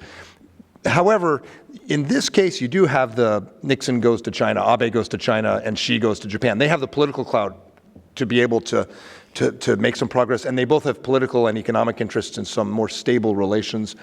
And the sort of wild card of America's role in Asia is a factor, and I haven't figured out what it is. Maybe Chris can comment, but the unpredictability of Donald Trump is probably driving this to some degree. Chris? Yeah, I think that's right. I find it interesting that of 5 choices, Xi's name's in 3 of them. So that tells us something about how to think about, who's doing well. I agree with Mike. I think there is something to the Abe and Xi piece, in part really because of, I think, the success of Abe, probably more so than anybody else in the region, early in his relationship with Xi, in sort of drawing very firm lines, which Xi then respected. And then has moved toward something of a sort of more mutual respect. I think Mike just put his finger on something really important, which is that both of them have the domestic political strength to be able to roll the dice a little bit, maybe move the relationship forward. Obviously, with the trade situation, the Trump and Xi relationship probably is going to deteriorate. I guess what's striking, and maybe this reflects a little bit back on the last question as well, as to who's going to have the best year politically. One of the challenges, and it goes back to the trade panel as well, is that this idea of seeming unawareness on the Chinese part, and just hearing this from everyone who's been recently, of how serious this trade issue is here. And so you have a situation perhaps where within the system, one of the downsides of Xi's consolidation of power is that, if he decides the summit was a success and the relationship's all good, then it's all good, even if people may doubt that it's all good. And so what happens if you have a situation where that's rolling right along, and then 301 hits, and it hits really hard, and Xi suddenly is backpedaling a little bit? That's a really interesting thing to think about. With Duterte and Xi, I agree, and it's hard to see how they're going to get much closer. So, thanks, Chris. Will, thank you. So this is a kind of stand back and look at the region type question. Don't forget to put your clickers back on.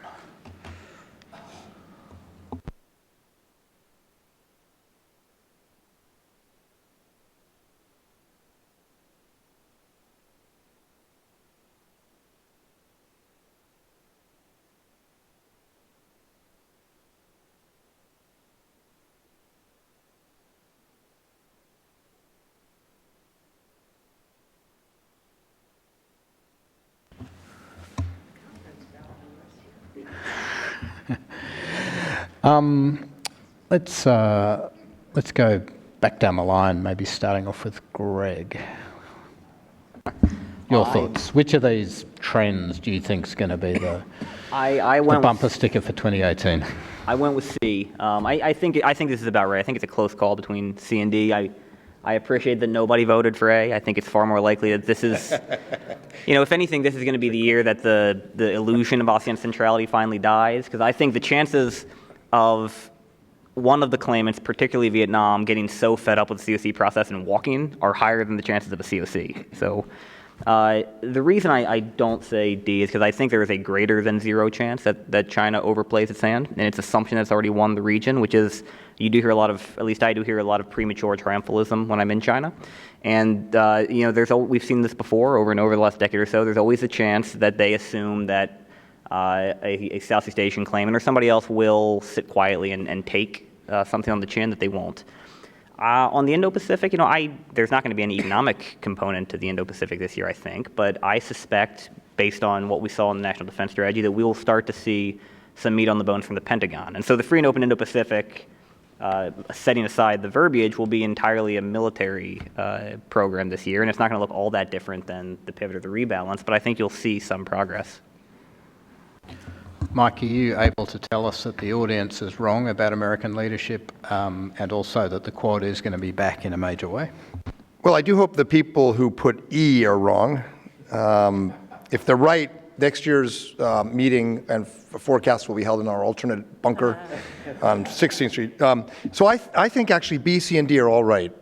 And I would say that in Southeast Asia, this is a segue to Amy, I would say in Southeast Asia, we lost influence in 2017, strategic influence, and we will continue to lose strategic influence in 2018. But with Australia, India, Japan, actually we will see more alignment based on free and open Indo-Pacific and the Quad.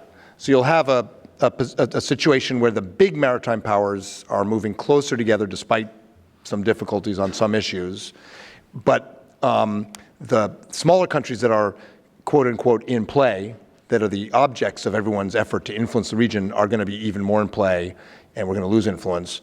So then the question is, in 2019, does the Quad, which is a useful construct, you and I were in favor of it back when everyone else in the Howard and Bush administrations opposed it, but it's a useful construct because it gives Japan and Australia and India strategic influence on American policy. And so the question is, will that then lead to a 2019 where the U.S., with the influence from Japan, Australia, and India to a lesser extent, start to get better at Southeast Asia? So Southeast Asia is definitely D, but not Japan, Australia, India, and then Korea is a bit of a wild card, I think.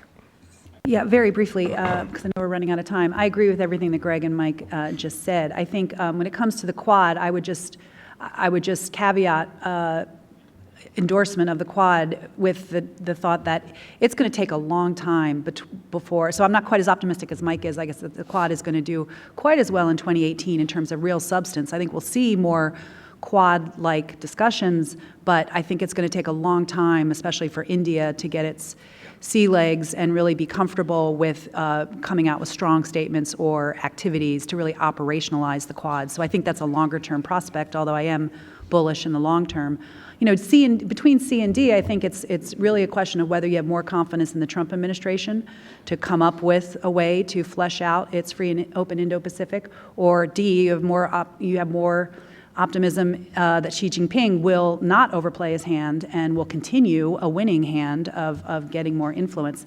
I tend to be a little more of the mind that Xi Jinping may continue his winning streak because I just don't see much evidence yet, and maybe 2018 will be the year where we will see some evidence. But as Zach was saying this morning about a South China Sea strategy, but more broadly to Southeast Asia, I just don't see evidence yet that they have good ideas to really flesh out the free and open Indo-Pacific strategy. And there's a lot of skepticism in the region, by the way, about this free and open Indo-Pacific. I mean, people do not understand what it's supposed to be and how Southeast Asia fits into it. So they really do need to flesh it out. Just quickly, I think the audience really has it right. The factors here that I think are most important are pragmatism and flexibility. China's showing a lot more than we are. Slight dilemma now is that we've got another question, but we've sort of also almost run out of time. So what I'm proposing to do is a quick burst of audience questions and then ask Amy and Greg to sort of flesh out any other points on Southeast Asia that they might want to make in their final remarks. I think that's the best way to make it all kind of fit, because people like Chris have planes to catch and so forth. So let's do a very quick round of the audience. I'm looking for about, I think, 3 or 4 questions. So Admiral McDevitt first.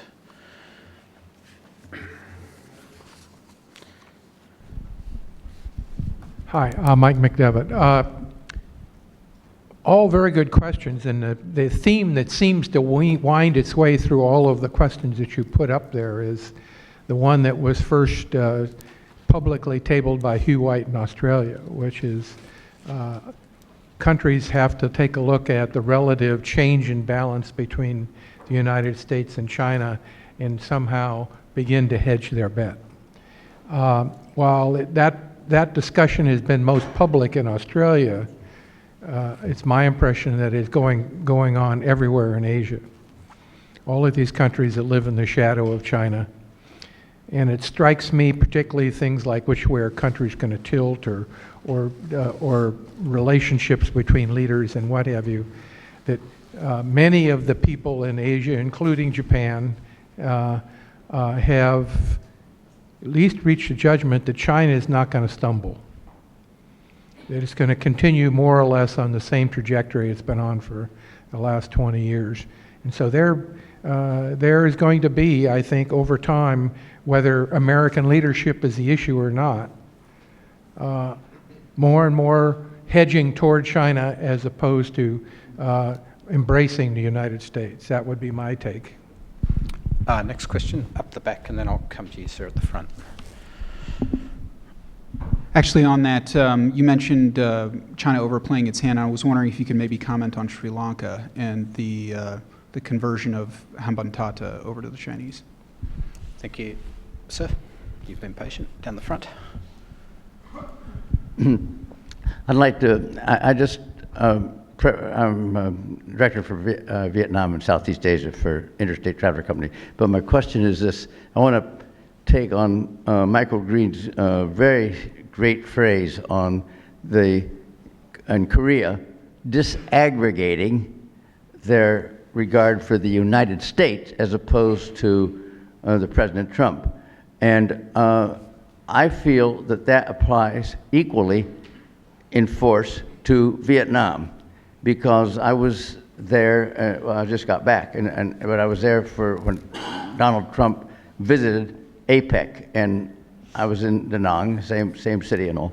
And I felt that I compared how the Vietnamese reacted in large to President Obama in 2016 and Donald Trump, where we were glad he visited for a lot of reasons, but I felt that point of desegregation. I want to ask the panel, do you believe that applies equally to Vietnam? I do. Probably got room for one more question. So. My question is, given that there's a large acceleration in the number of international students going to China, both self-funded and on One Belt, One Road scholarships, Chinese government scholarships, what are the implications for a greater regional tilt towards China? And just a little more background, I know CSIS, China Power Project, did a really good analysis of this and showed that China is the 3rd largest destination for international students globally after UK and US. Right, so we've got questions on the China choice facing the region or not, Sri Lanka and where that fits into this alignment picture, the disaggregation of views locally about the United States and the current president, particularly in Vietnam, and the question about students to China. So Chris, why don't we start with you and work our way down the panel for concluding remarks. Mike, I'm not sure if you had a question, or it was more of a comment, but yeah. But yeah, I think you're right. There is definitely a sense. I particularly agree with your point that they don't think they're going to stumble. I think that's really the interesting piece. And as I mentioned at the top of the discussion, I think the challenge is it's not just what China's doing, it's what we're not doing. In the absence of a strong and viable counter-narrative that highlights the many flaws in China's system, I call it sort of open field running with no tackling from the opposition. It makes things challenging. On the issue of students, I think in the same way that it's a myth that Chinese who come here and are exposed to the real internet and the scales fall from their eyes and they go back and hate their government is untrue. Likewise, the idea that students who happen to study in China will be deeply influenced by China's system, I think, is probably wrong-headed. Let me start with the Vietnam question. I do think that, as I said, the Vietnamese are very pragmatic and strategic.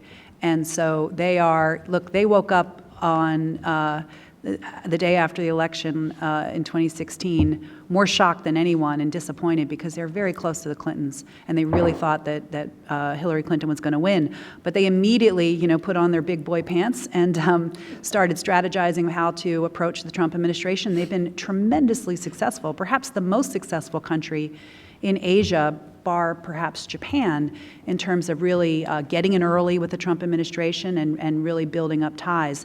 Trump's visit to Vietnam was greatly appreciated, and again, the Vietnamese officials are going to be tremendously polite and effusive about growing bilateral ties, and they're willing to, and they're eager to tout the trip as a huge success, and they do talk about chemistry between Prime Minister Phuc and President Trump and other things. However, I do think there's a bit of a difference than was there with the Obama administration. When President Obama visited, people poured out into the streets in the thousands and thousands, and the visit was really overwhelming. Now, to be fair, that could be because it was the first presidential visit in some time, and this is just a year later that President Trump visits, so maybe the enthusiasm just naturally fell off. It's also after the United States withdrew from TPP, which I think had a big, broad, popular effect on Vietnam. But when you look at public opinion polls, the Vietnamese really love the United States right now. Very high ratings for the United States, and they are the outliers of Southeast Asia and perhaps the region more broadly in giving pretty good marks to President Trump. Again, not as high as President Obama, but they haven't fallen drastically. I again chalk that up to their kind of pragmatism and their long-term strategic sense that the United States is a friendship that they want to continue to build. And then finally, we didn't get to the final question, which really was about kind of authoritarianism versus democracy and what the prospects are. But I do just want to close by noting that, the prospects for democratic norms and institutions in Southeast Asia in 2018, unfortunately, is not great. It was a really bad year last year and even in previous years in terms of seeing a continuing kind of slide away from democracy and towards more authoritarianism. And we've really seen it across the board from Cambodia, where Hun Sen is basically taken a semi-democratic country kind of all the way to authoritarianism. Thailand remains in a coup. Not clear that elections, if they're held later this year, will do that much to really put Thailand back on a path towards legitimate democracy. The Philippines, Rodrigo Duterte has been continuing his extrajudicial killings and undermining the rule of law and doing other things that are undermining democratic institutions. Malaysia and Indonesia, we see the rise of Islamic extremism or Islamization of politics, which has had real impact on party politics and is starting to encroach on civil liberties in Indonesia. And then we have Myanmar, which is struggling to continue or keep on track for its very fragile democratic transition towards democracy, but really with a huge setback with the developments in Rakhine State. And its economy is struggling, and I don't think it's going to get better with sanctions or the way that Myanmar's moving in terms of not getting the support from the West that it had before. So, when you just look at one thing like press freedom, I mean, we've seen just a real slide backwards in the past year with Duterte trying to shut down Rappler, a really important independent news organization. Cambodia shuttering the Cambodian Daily and some radio stations. Myanmar has 2 Reuters reporters in jail facing prison sentences of 14 or 17 years. So it's been a bad year for democracy and democratic institutions in Southeast Asia. And unfortunately, I think more countries are looking to China as a potential role model, and they're embracing some aspects of the Trump administration. For example, Hun Sen explicitly linked his closing of Cambodia Daily with the fake news campaign of President Trump. So it's time, I think, that we have some really tough decisions to make in terms of how to continue to promote democracy and human rights at a time when this administration is not particularly interested in it. So I'm glad Amy addressed those issues, because I think they're not just moral or political issues, they're fundamentally strategic. Somebody asked about Sri Lanka and Sri Lanka's experience with China's investment. It was bad. I mean, the debt they're now saddled with is enormous. Ditto for Laos. The bullet train deal in Indonesia was rife with corruption. The U.S. and other countries have an interest in all of these states having a vibrant civil society, free press, transparency, and accountability, because that's how we can be sure that they are able to make their own choices without being unduly coerced or bribed as China moves out. So it's a really important point. On Hugh White, his piece is polemical, silly, and analytically kind of flimsy, but it gets a lot of attention. And Andrew and Eli Ratner and Evan Medeiros and I all have essays in the next quarterly essay in Australia trying to just deal with this, because it's not a binary choice. It is entirely possible and indeed smart for Vietnam or any other country to increase military ties with the U.S. and participate in Belt and Road. I mean, they don't want to make a choice. They want a balance, and there's a very diverse playbook they can choose from. And the economic relationships are about much more than the bilateral trade figures with China. It's about production networks. It's about foreign direct investment, which is overwhelmingly not about China. It's about the U.S., Japan, EU. So it's not a binary choice. Nobody wants to make the choice, and I think most of these countries have a toolkit that's pretty diverse.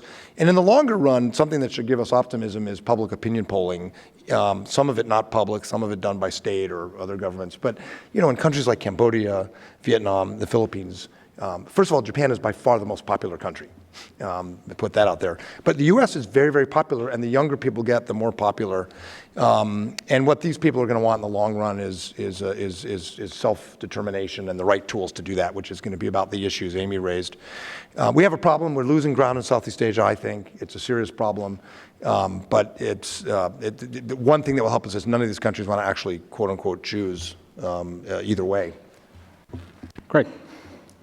Yeah, let me reiterate to loop in the question about Hambantota, this issue of BRI investments and the perception, I think, growing throughout the region that a lot of these are little more than debt traps. And you've seen issues, whether it's the Jakarta-Bandung rail or various projects in Vietnam, pretty much everything that was pledged to Duterte over his first year. Projects that have been running into problems, whether it's corruption or licensing or any number of issues. It took a coup in Thailand to get a rail deal through, and even that took a couple years. The Laos rail stands out as really, but besides the Malaysian rail and highway deals, really the only major BRI projects in Southeast Asia that have broken ground substantially. I mean, putting a pickaxe in the ground in Jakarta doesn't really count as building a railroad.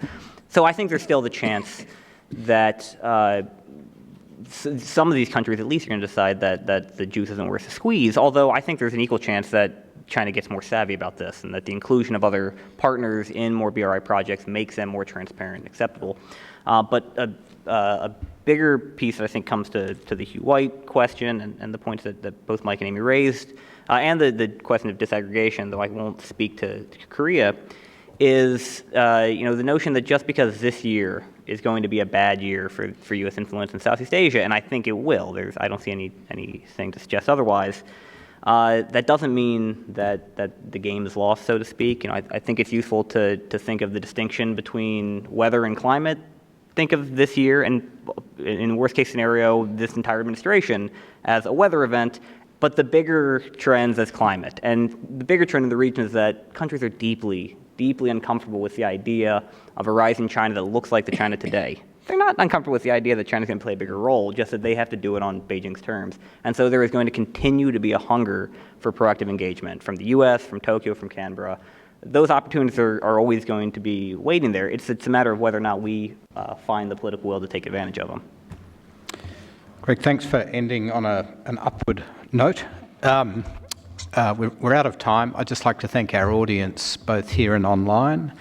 I'd like to thank Will and Eri and the Asia team, the CSIS events and media team. And finally, I'd like to ask you to join me in thanking our excellent panelists.